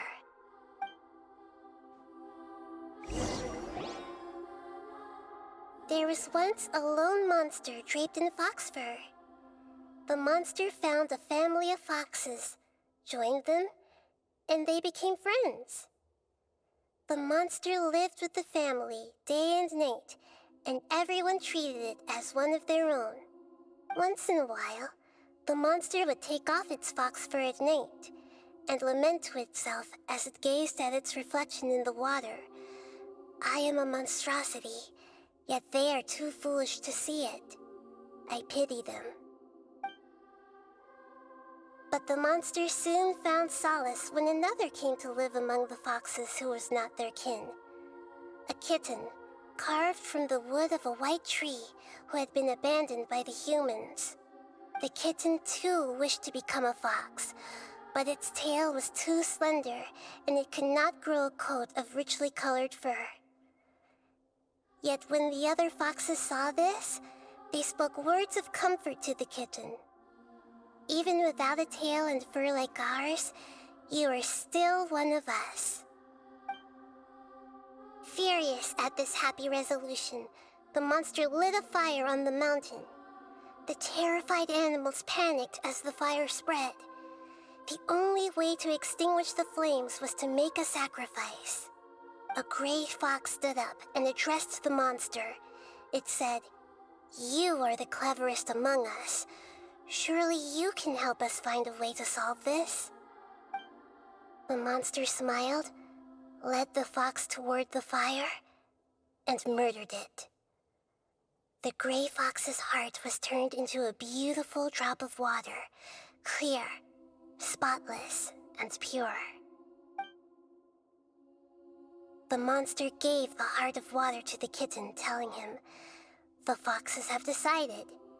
You are the one who must be sacrificed. Take this, quench the flames, and die for your fox kin." The fire was extinguished, but the kitten lived. It left that side of the mountain and found a little bird who had a broken wing. The two promised they would spend their whole lives together, but the little bird did not have long left to live. It passed away soon after. After burying the bird, the kitten left the mountain for good. Never again would it cherish a single creature, nor a single blade of grass that stood on that mountain. The kitten spent the nights wandering aimlessly, gnashing its teeth at the moon. How it wished to swallow the moon and devour the moonlight. If the world could only return to darkness, then it would finally be peaceful and content. I will become the new moon, the answer to everything. Then, no one will know that there were once birds, foxes, and cats in this world. And no one can know that they were different.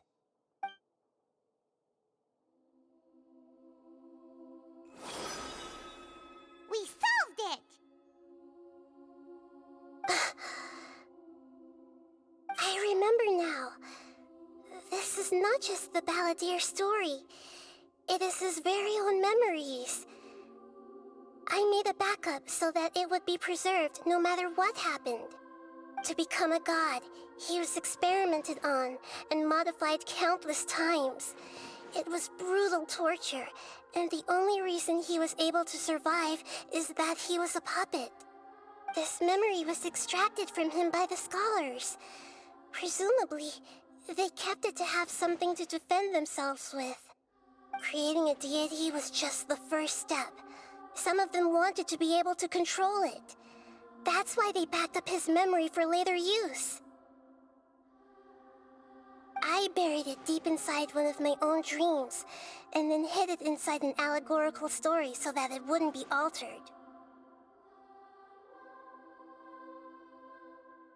It's hard to believe that this person really existed, let alone that he tried to get rid of us on more than one occasion. Paimon has no memory of him at all. He completely vanished like a puff of smoke. The balladeer agreed to help me look for information about the Descenders, and although he was unsuccessful, he still helped you. Before he vanished, he confirmed an important detail, that Conria was where your twin first came into this world. We still don't know how the change to Irminsul will affect the senior ranks of the Fatui, but in all likelihood, they won't even remember their own Harbinger. It sounds like Paimon wouldn't like this guy a whole lot if he was still around. But still, Paimon doesn't like the way it all ended that much better. This is why wisdom alone cannot answer all our questions. We look, we see, and we comprehend, but the question still troubles us. So the answer is not everything. People yearn to find the truth and then conquer the troubles they face. When you give someone the truth, you give them a chance to choose their own destiny. To others looking on, this may seem like a pointless endeavor, but for him, the chance to act on his desire to disappear must have meant a lot. Never forget that even when we walk beneath dark clouds along a road filled with suffering, the light of wisdom is always there, guiding us toward a better destination. And that is what you have been doing all along. Yeah, Nahita's right. Cheer up! How about we go get something to eat? We can pick up this heavy conversation again later. Good idea. Paimon, why don't you take her out for a walk to clear her head? You got it! Come on, Traveler! You need to get out of your head for a while. You'll feel much better after taking a walk. Let's go get a snack from one of the stalls in the Grand Bazaar! That'll be sure to lift our spirits. It must be really tough being the only one who remembers all that. But Paimon's always here to help cheer you up.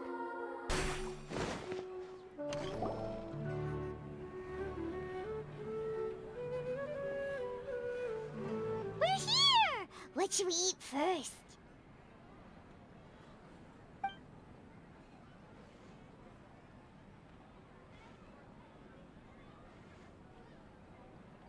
Hey, are you gonna answer or what?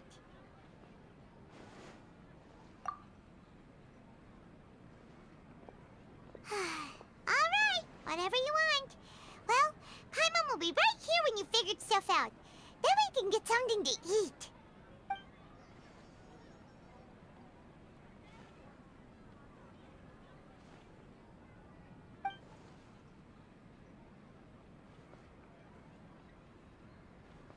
What is it? Have you figured it all out?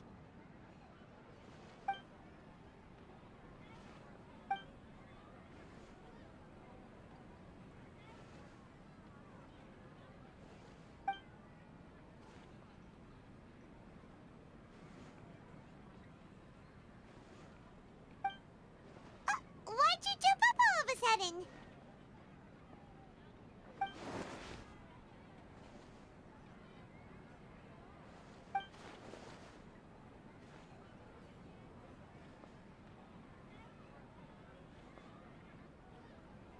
Excuse me, boss. There seems to be a small problem with the last bill. Look, here.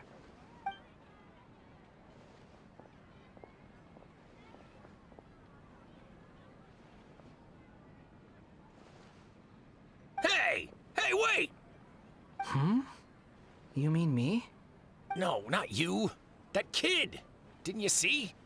Little rascal grabbed my last 2 fresh Sunsettias and ran off. Look, if you're gonna help out here, you can't keep spacing out, okay? What is it? Work's too boring for you? Or has the big city got too many distractions? I wasn't paying close enough attention. Sorry, boss.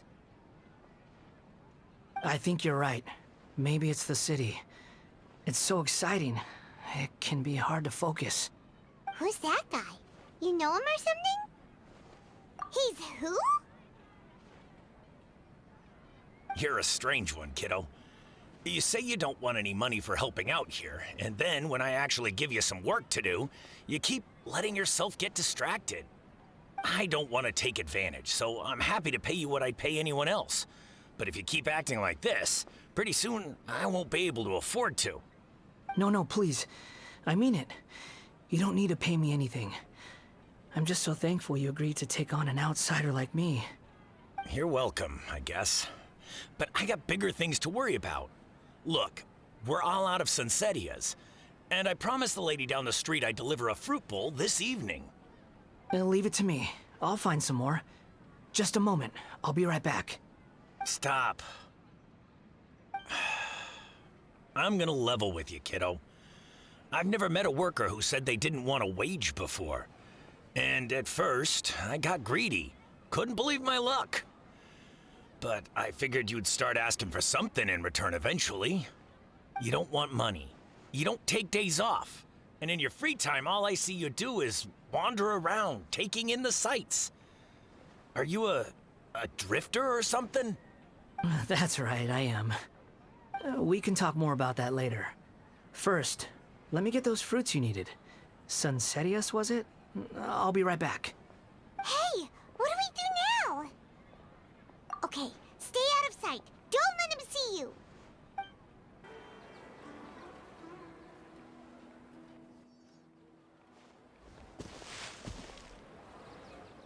Yeah, this'll do. Even though you say he's the balladeer, what are we planning on doing? Stealing his Sunsettias? Isn't that a bit too cruel? Oh, all right. This should be enough. Guess I should wash them before I take them back.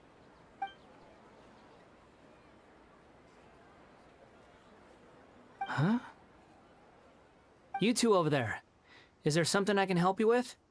He spotted us! You've been following me all the way from the city. I'd have to be blind not to notice. Have we met before? No, we haven't met. But you know me? I have no recollection. Are you absolutely sure? Sorry, but I just can't take your word for it. A puppet? What makes you think that? Huh? You were right! The look on his face! I guess you do know me after all. That is not something I share with a lot of people.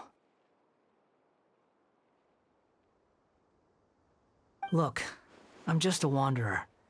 But seeing as you've gone through all this trouble to track me down, I'm sure whatever it is must be important. Okay, but please let me deliver these goods to my boss first. Are you really working for that guy? He said you don't want any more for it. Is that true? Yes, I ran into him out in the wilderness during a storm, and he let me take shelter in his cart.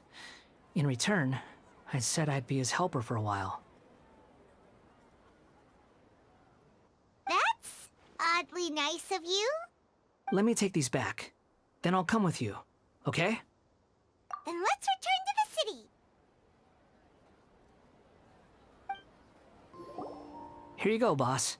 I'll leave them right here. Oh, you really went and picked some more. Who are these two? Something's come up, and they need to borrow me. Sorry, boss. I'm afraid I'll be away from the stall for a while. I was just about to pay you anyway. Go wherever you want, kid. Don't waste your time here. What? I get it, okay? You just wanted to help me out, to thank me for giving you shelter from the rain that day. Even then, I don't understand why you're so adamant that you don't want any pay for it.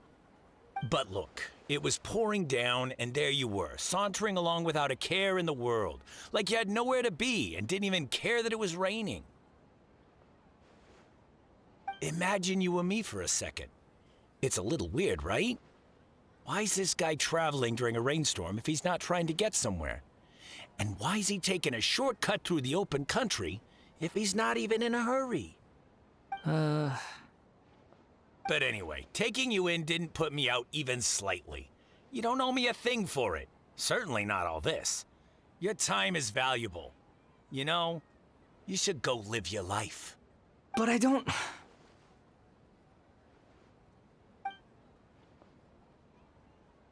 No, you're right. Then I suppose this is where we say goodbye. Thank you again for taking me into the city. Don't mention it, kiddo. I've run into all kinds of characters over the years. I just hope you find your path. Thank you. All right, done. Thanks for waiting for me. We can go now. Vahida! Vahida! What's wrong? Huh? Are you? Hello. I do apologize for the sudden intrusion. We found this guy in the street, but he doesn't seem to remember anything. So, yeah, quite an eventful walk.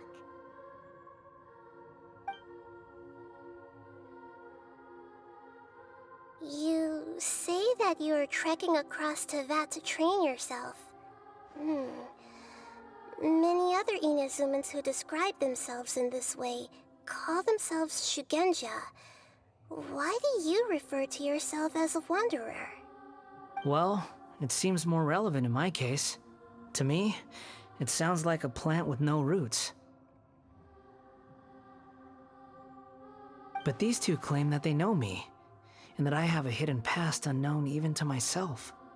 I wouldn't call it the past, but rather...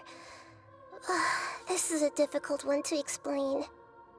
I don't like to rely on using terms like this often, but in your case, it seems that it ought to be called, previous incarnation. Oh, like a past life or something? Yes, something far more distant than the past. So far away that you cannot perceive it. Okay, I have to ask. What was I like in my previous incarnation?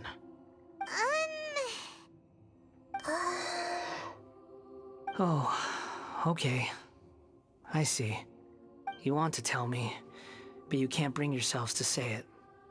Looks like I didn't have the most wonderful existence in my previous incarnation. If it's that difficult to talk about, I have no doubt it will be just as difficult to hear. But I'll be able to handle it. Please, tell me the truth. Is truth something you care a lot about? Yes. Then I'll be straight with you. In your previous incarnation, you did many things that would be considered evil. You nearly died because of what other people did, and many died because of you. As a non-human being, you hated gods and humans alike. You drifted from place to place, never able to settle, even where you found status and identity. You adamantly believed that you were missing a heart. Actions rooted in persistence sometimes bear bitter fruit. Sometimes, you have to let parts of yourself go, or you'll never be happy.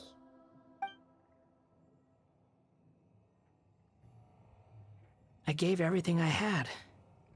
but it barely changed history at all. In terms of the outcome alone, that's true.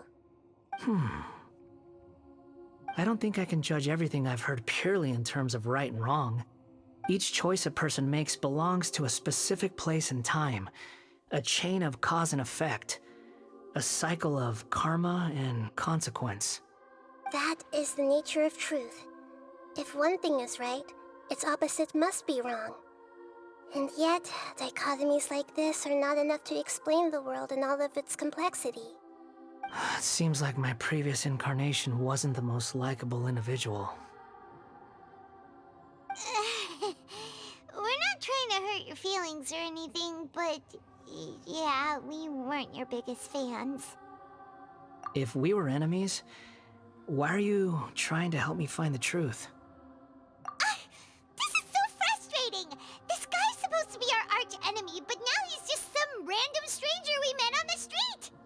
He's got so much to answer for, but we can't make him talk because he doesn't remember anything. What a weird situation. Lesser Lord Kusanali, as the God of Wisdom, I trust that everything you told me must be true. Yes, it's all true. I can even show you the memories themselves, if you're willing. Please, I want to see them for myself. I want to experience my own transgressions. Even though it will cause your present self great mental anguish? I'm just a puppet, with no heart and no name. There is nothing in this world for me to cling to fill the void within me. Except maybe these sins that can never be undone. Very well. As you wish. Wait, shouldn't we go with him? This one's kind of on us for bringing him here. Don't worry. Whatever danger I might face, it's my burden to bear. Traveler, could I ask you to supervise him on my behalf? Oh, good point. Given your, unique situation, we'd better keep an eye on you. Understood. Thank you. Now, prepare yourselves, everyone.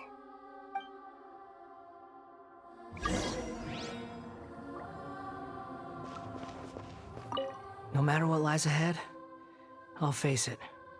Whatever it takes. I'm just sorry that you have to join me for the whole thing.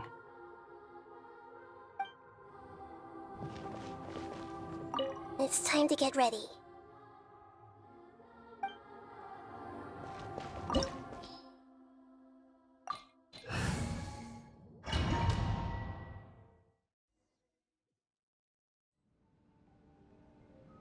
This looks like Inazuma. Right now, you're in a dream I created using information extracted from your memories. These memories will show you the raw truth, but be aware that enemies may react just like in the real world. Please be careful. Sounds like an immersive experience. It's a good thing we came along. You don't need to do this for me. I don't deserve your protection. We never give up halfway. Well, we had to once, but that was your doing. All right. Thanks. Wanderer, this is the Shake Pavilion. In your Balladeer incarnation, this is where the Electro Archon placed you after your creation.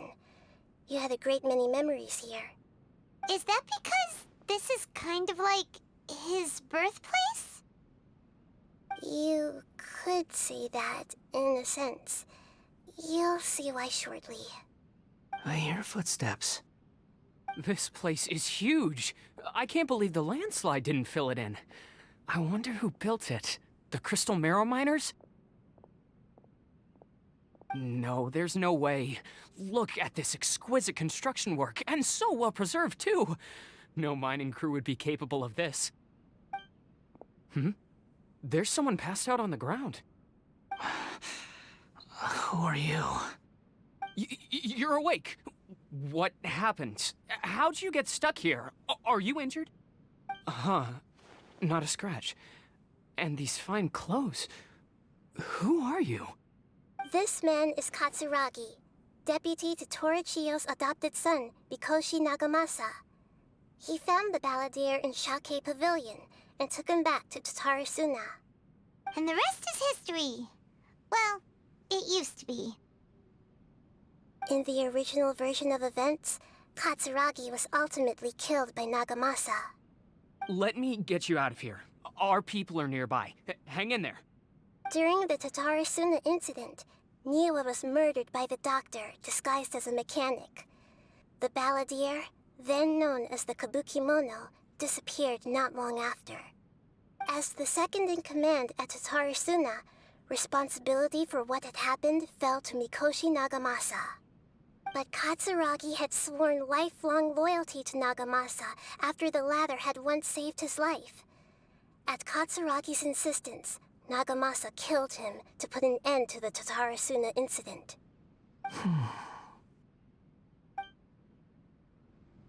Katsuragi seems like he was a good guy. He looks like a warrior, but he has a kind face. Why couldn't he live a long and happy life?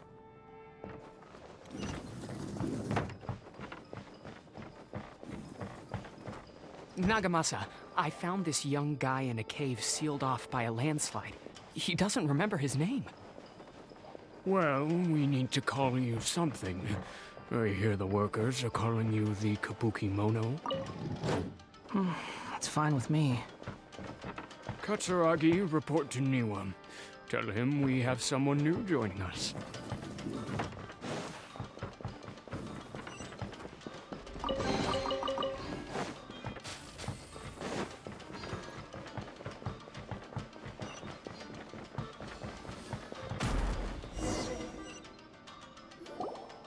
Huh?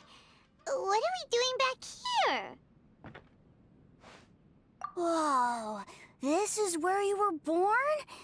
It's pretty, but there's nobody here. I was abandoned, like you. I lived here for a while at first, but there's nothing for us here.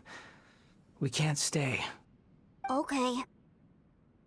I heard my mom and dad used to make swords, but the factory manager died, and then my dad got sick.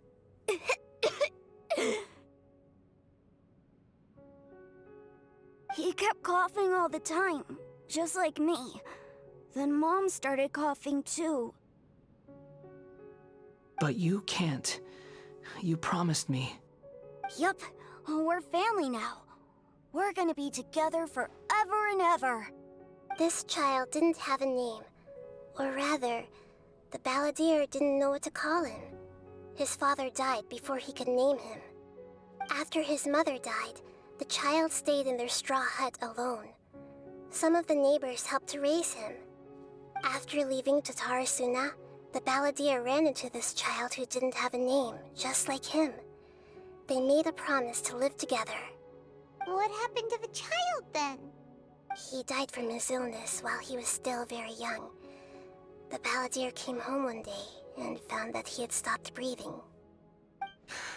Hey! What's wrong? Say something! You promised me we could be family! You're no different from Niwa and all the others.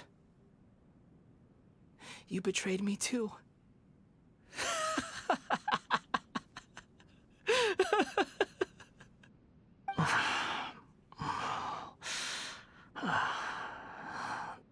The voices have gone.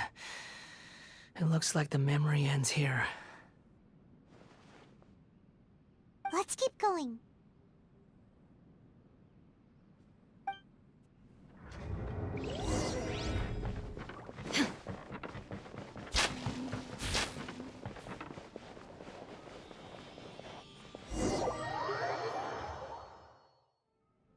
You do realize you're blocking my path.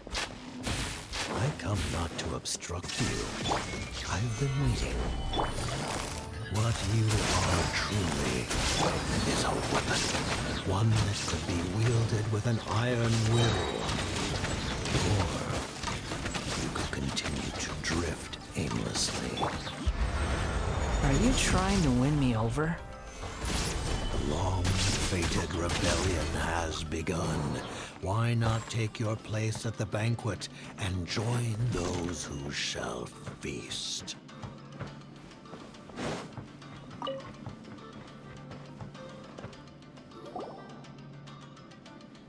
This place is dark. Paimon knows this place. It's the Delusion Factory in Inazuma. In the original version of events, the Traveler once encountered the Balladeer here. Such a creepy atmosphere. And so familiar.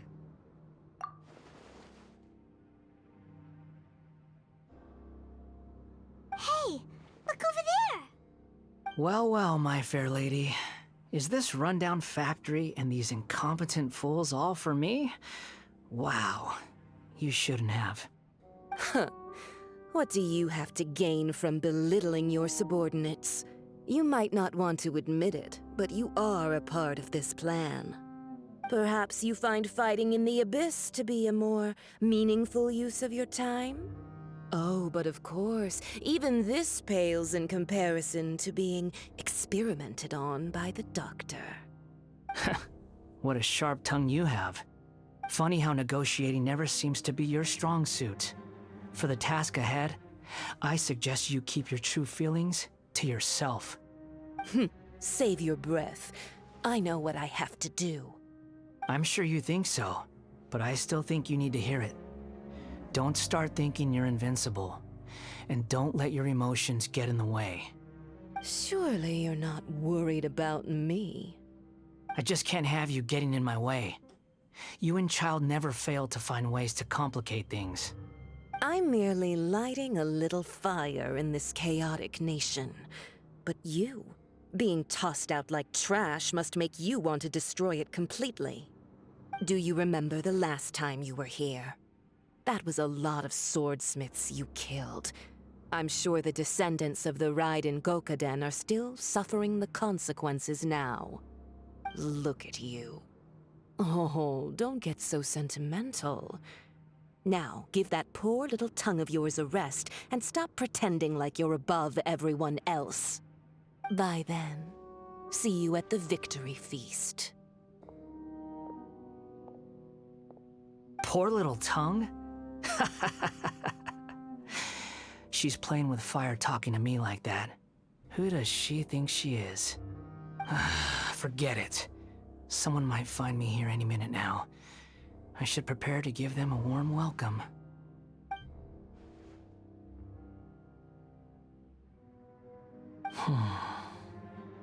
The plot does not end here. There is more of this story to come. Wanderer, are you able to continue? Yes. Please don't worry about me. Why are you staring at me in silence? Can't you think of a nicer way to express yourself? I'm under no obligation to be nice to you. Besides, I thought nothing mattered to you except results in your own interests. Isn't that right, witch? Muddle-headed puppet. You're only number 6 because you can take more abuse than other humans. Do you really count that as an asset? You're about as much fun to be around as a raging inferno. But before we murder each other, it'd be best if we finish our duties.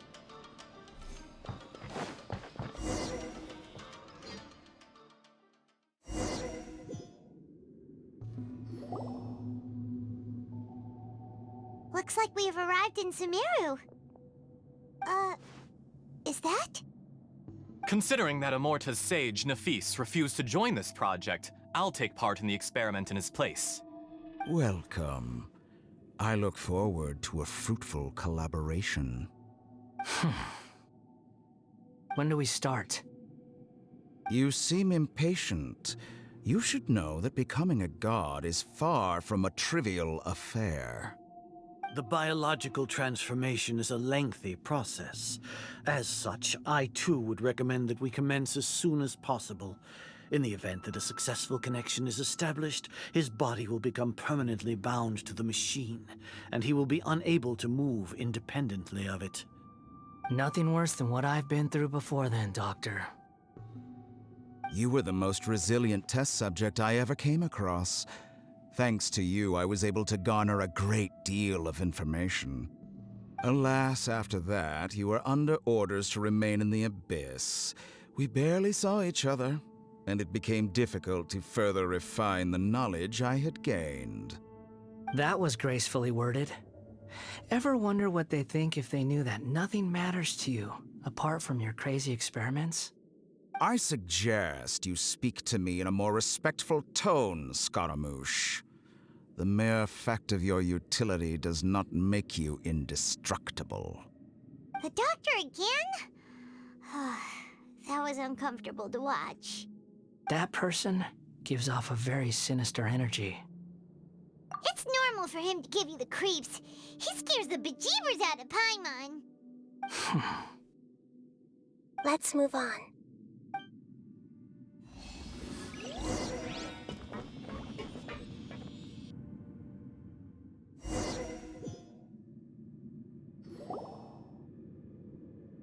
You're a god. Do you think I'm evil? If you accept that he is you, just as you are you, then yes, you are evil. In your eyes, are there any differences between humans and puppets? Do you think there are any differences between your present self and your previous and future incarnations? If not, then what are the differences between humans and puppets? Whoever has tasted the joys and sorrows of life in the human realm is human.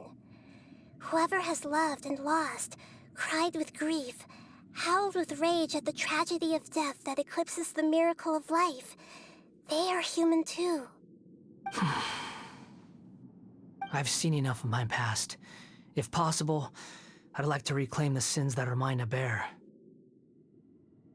No matter the consequences, I won't run from blame or punishment.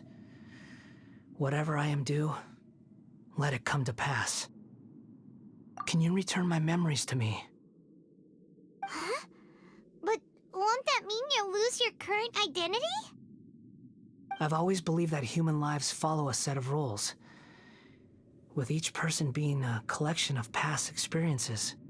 As a puppet living in a human world, my life is subject to the same rules. Regaining your memories means reverting completely to your previous incarnation. All the emotions that you discarded will return to you. Are you sure you want to do this? I've lived with a void in my chest my whole life. My creator didn't need me. And ever since I awoke, I've just drifted from one place to the next. But then I met you. And I finally realized that reclaiming my missing sins might be my one opportunity to become my true self.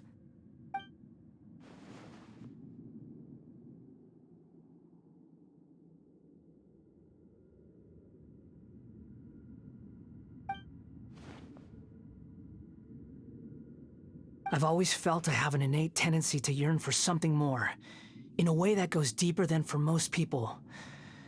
But for all my soul-searching as a Shugenja, I've never fully understood it. Looking at it now, it seems that I brought this curse upon myself. So I beg you, grant me this opportunity to gain a purpose, to change my destiny, and end my wandering. Very well. Since your mind is made up, I will return to you that which is yours.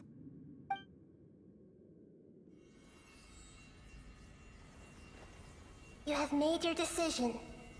Now, take this.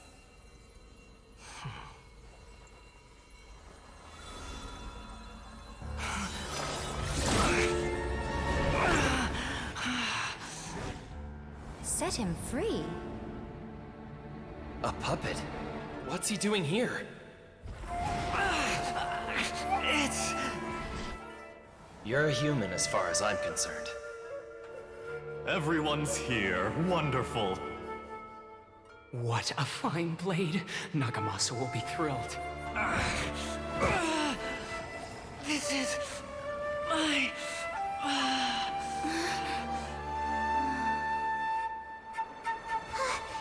he alright?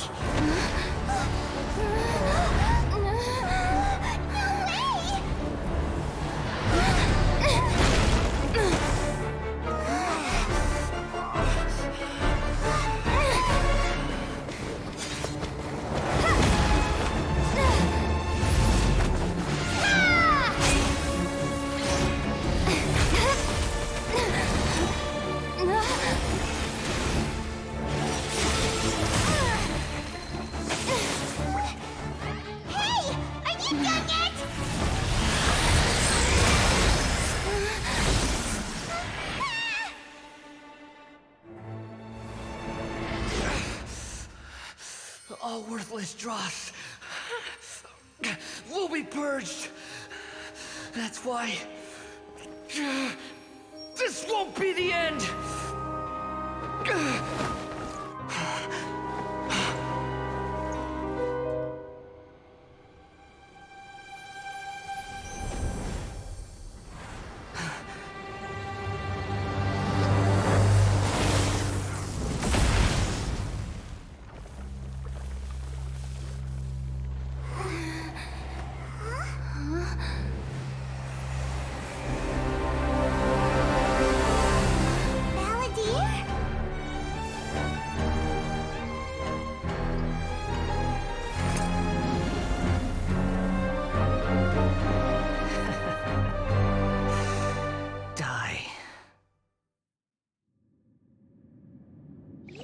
This is trying my patience.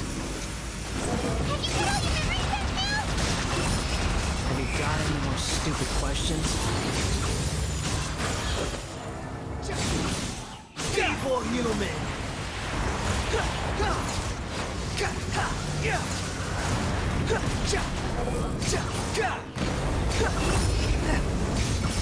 Upon the gale.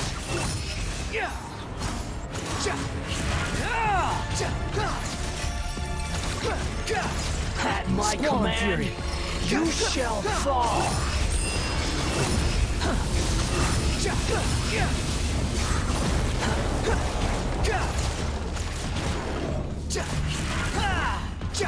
The wind rises.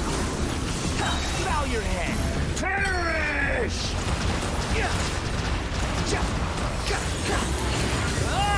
You're dead. Squall Fury. Insignificant pest!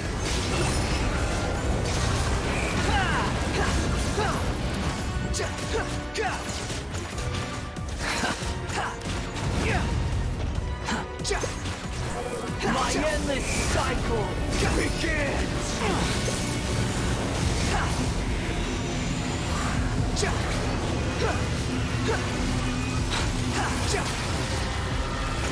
Behold!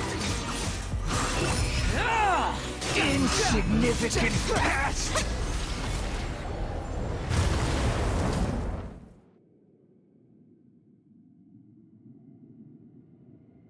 Imbecile! Get out of my sight. It disappeared. Did we win? What did you expect? I'd never lose to that. There's the tone of voice again. You're definitely back to your old self.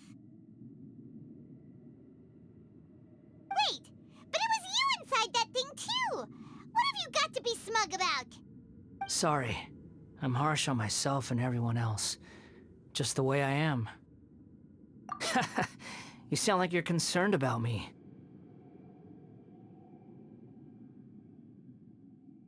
But don't worry. Thanks to you, even if I didn't change a thing, at least I now know the truth. The memory recovery seems to have been a success. This dream has served its purpose. Come on. Let's continue this outside.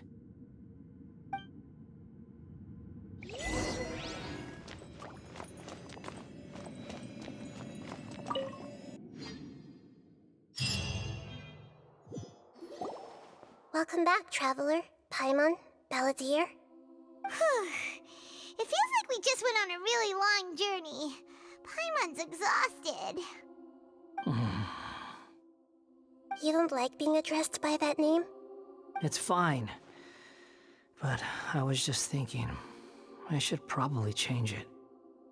After learning about everything the doctor did, there's no way I can carry on using a name connected to him. I'm not planning on returning to the Fatui, and they wouldn't take me back anyway.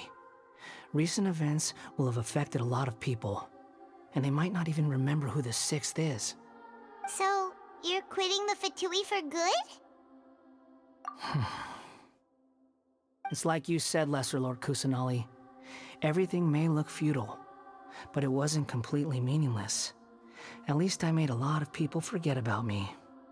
But that doesn't mean your own past has disappeared. Of course. And your main goal, for which you gave up everything you had, you weren't able to achieve it. I hope you can see and understand that. Changing the world, changing the past, changing the fates of other people, these are not simple things to accomplish. What you are looking for is complete annihilation. But this is just a fantasy. Even if the Balladeer is removed from existence, the world will not heed your will. Indeed. How ridiculous. Do you regret doing all that when you've gotten so little in return? Even if I'm completely worthless, there's nothing in the world worth regretting. Lesser Lord Kusanali, you purposely left that information in Irminsul, didn't you? Yes, and I took pains to make sure that you'd acquire that information naturally. Why would you go to such lengths? You trying to win me over too? In all honesty, your past experiences have made you a useful asset to Sumeru and to me. Winning you over was indeed a part of my plan. But before that, I wanted to tell you the truth about your past. If all I wanted to do was use you, then I'd be no different from the doctor. Very clever. I guess you could say that's one of my virtues. Utility to others is what gives me worth. So if embracing my sins is what it takes to make me useful again, so be it. Oh right, I almost forgot. You're the good guys. You're into justice and all that. Sorry if I have a slightly different perspective on things, but I don't feel like I've been duped. The wisest leaders are fated to end up with the best helpers. I can live with that. I'm glad you're able to think of it in that way. Traveler, in the future, I'll continue to search Irminsul more deeply and see what secrets can be uncovered, including the beginning of your twins' journey recorded in Irminsul. What exactly happened before and after that point? I want to know as well. I will try. Traveler. After I dove into the information torrent in Irminsul, why did you go to Inazuma? So that's how you found out whose fate had changed. And how? Well, whatever your reasons, you did me a favor. And I'll do everything I can to pay it back. Borrowing and returning are the only real relationships between individuals. I'll balance the books one day. Don't you worry.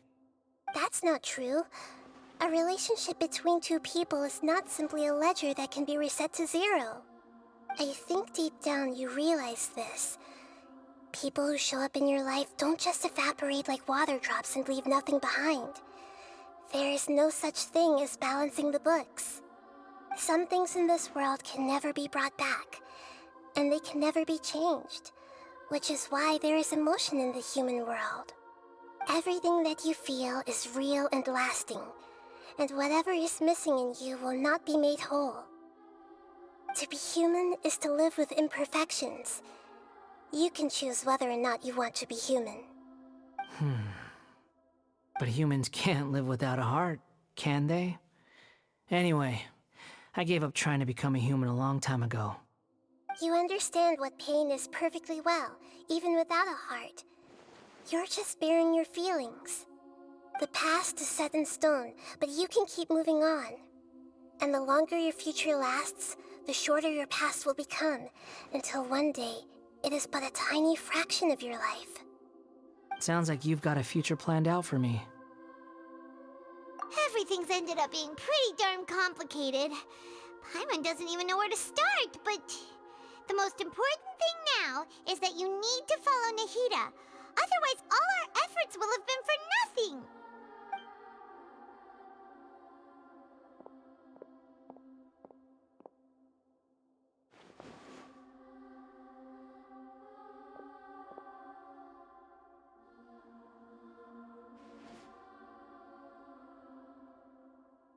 Then I guess I'll be helping you from behind the scenes from now on. I'm glad that you've accepted our proposal. Why don't you choose a new name to celebrate? Ooh! Paimon wants to pick an ugly nickname for you, too! Why? Because Paimon still doesn't like you that much. Then I hope we don't see much of each other in the future. A name is life's first gift. You didn't say it out loud, but I know that's what you're thinking. The Traveler and Paimon have helped you a lot. If you can't decide on a new name, maybe you can ask them for ideas. No! Paimon only does nicknames! If it's a serious name you're after, it's all yours.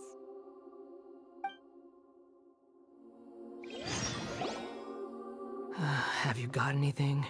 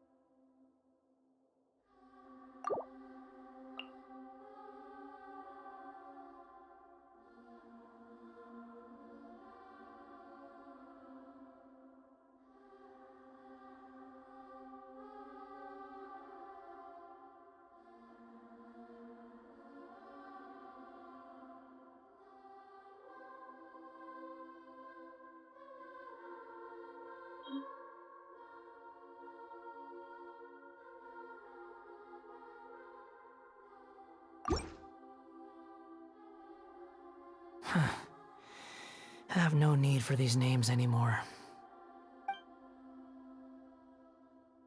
Okay. Have you got anything?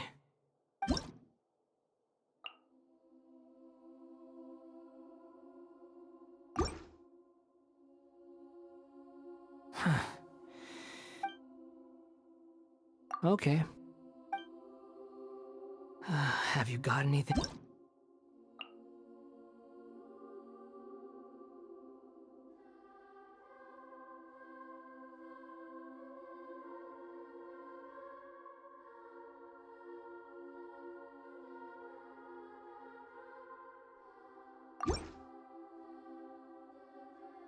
Are you sure?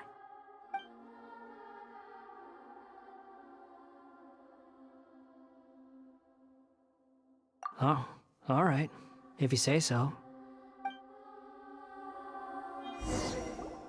There. Now you have a name of your own. What about a nickname? Are you done yet?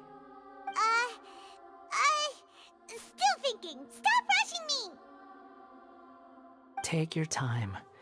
I don't need to see you again until you've thought of one. Everyone who manipulated me and made me suffer will have to pay the price. You mean the Fatui? The doctor, at least. Now that your stance has changed, I believe your future path will change accordingly. But it won't be immediate. You still need some time to compose yourself. One more thing. There are still some descendants of the Raiden Gokuden living in Inazuma. Some of them know. Well, they ought to know about the connection between Raiden Gokuden and myself. I don't plan to leave Sumeru for the time being. If you see them in Inazuma, please tell them that I was the one responsible for the Raiden Gokuden's downfall. Even though the events have been erased from the world, they still deserve to know the truth. I see. That is up to you. Huh? But if we do that, then It's fine. Let them stab their blades into my chest if they so desire. Maybe that's how it always should have been.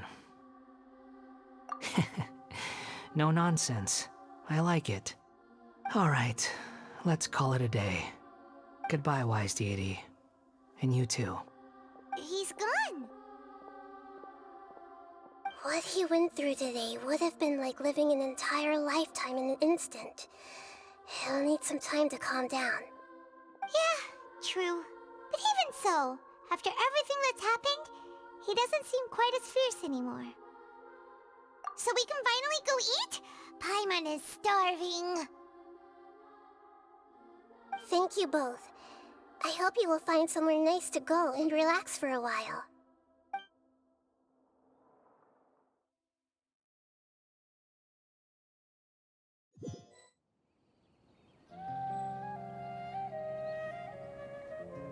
I've got it! I can end my novel with some words from Mikoshi Nagamasa. You mean because everyone else in the story is dead? Yeah, I heard that Mikoshi Nagamasa died at a ripe old age. He's the perfect fit to be the narrator of the epilogue. The dark clouds had dissipated, but they continued to cast their shadow in Mikoshi Nagamasa's mind for decades to come. Then, one night, as an old man, he had a dream. On the night when that prized blade, the Daitatara Nagamasa, was forged, the people rejoiced, and there was painting, dancing, and drinking. All these expressions of joy melted down in the furnace fire and turned into red clouds that rallied around the final sunrise that Mikoshi Nagamasa saw in his lifetime. Life is a story too long to be told, a journey that you must walk to behold.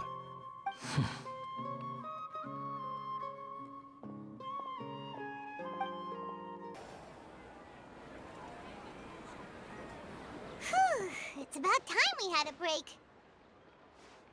As soon as you stop, all the tiredness and hunger comes rushing back. Wow, great! Huh? Look at that vase.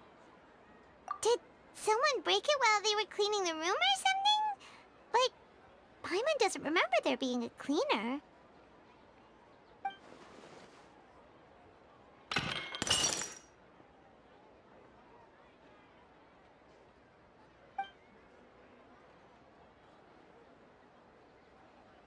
You sound lost and confused. I know why you are troubled. Any who knew of this would find their mind overwhelmed. Huh? Is there someone here talking to us? Unfortunately, the fate of Tevat cannot easily be changed. Perhaps a god may have a slim chance. But for anyone else, who can say?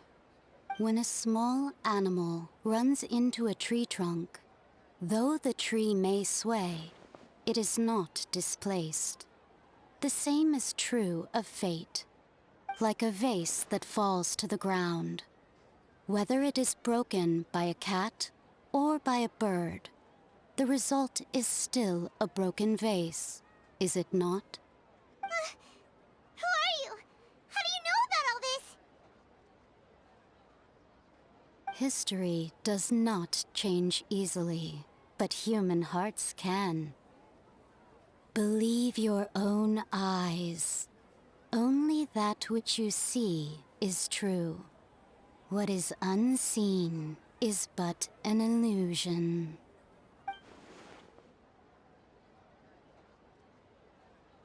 The voice has disappeared. And who the heck was that? And what were they doing coming out of nowhere and saying all that scary stuff?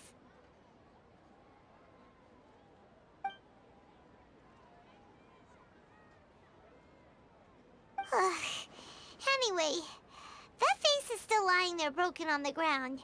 Should Paimon go get someone to clean it up? It feels wrong just leaving it there. Just a moment. Paimon will be right back.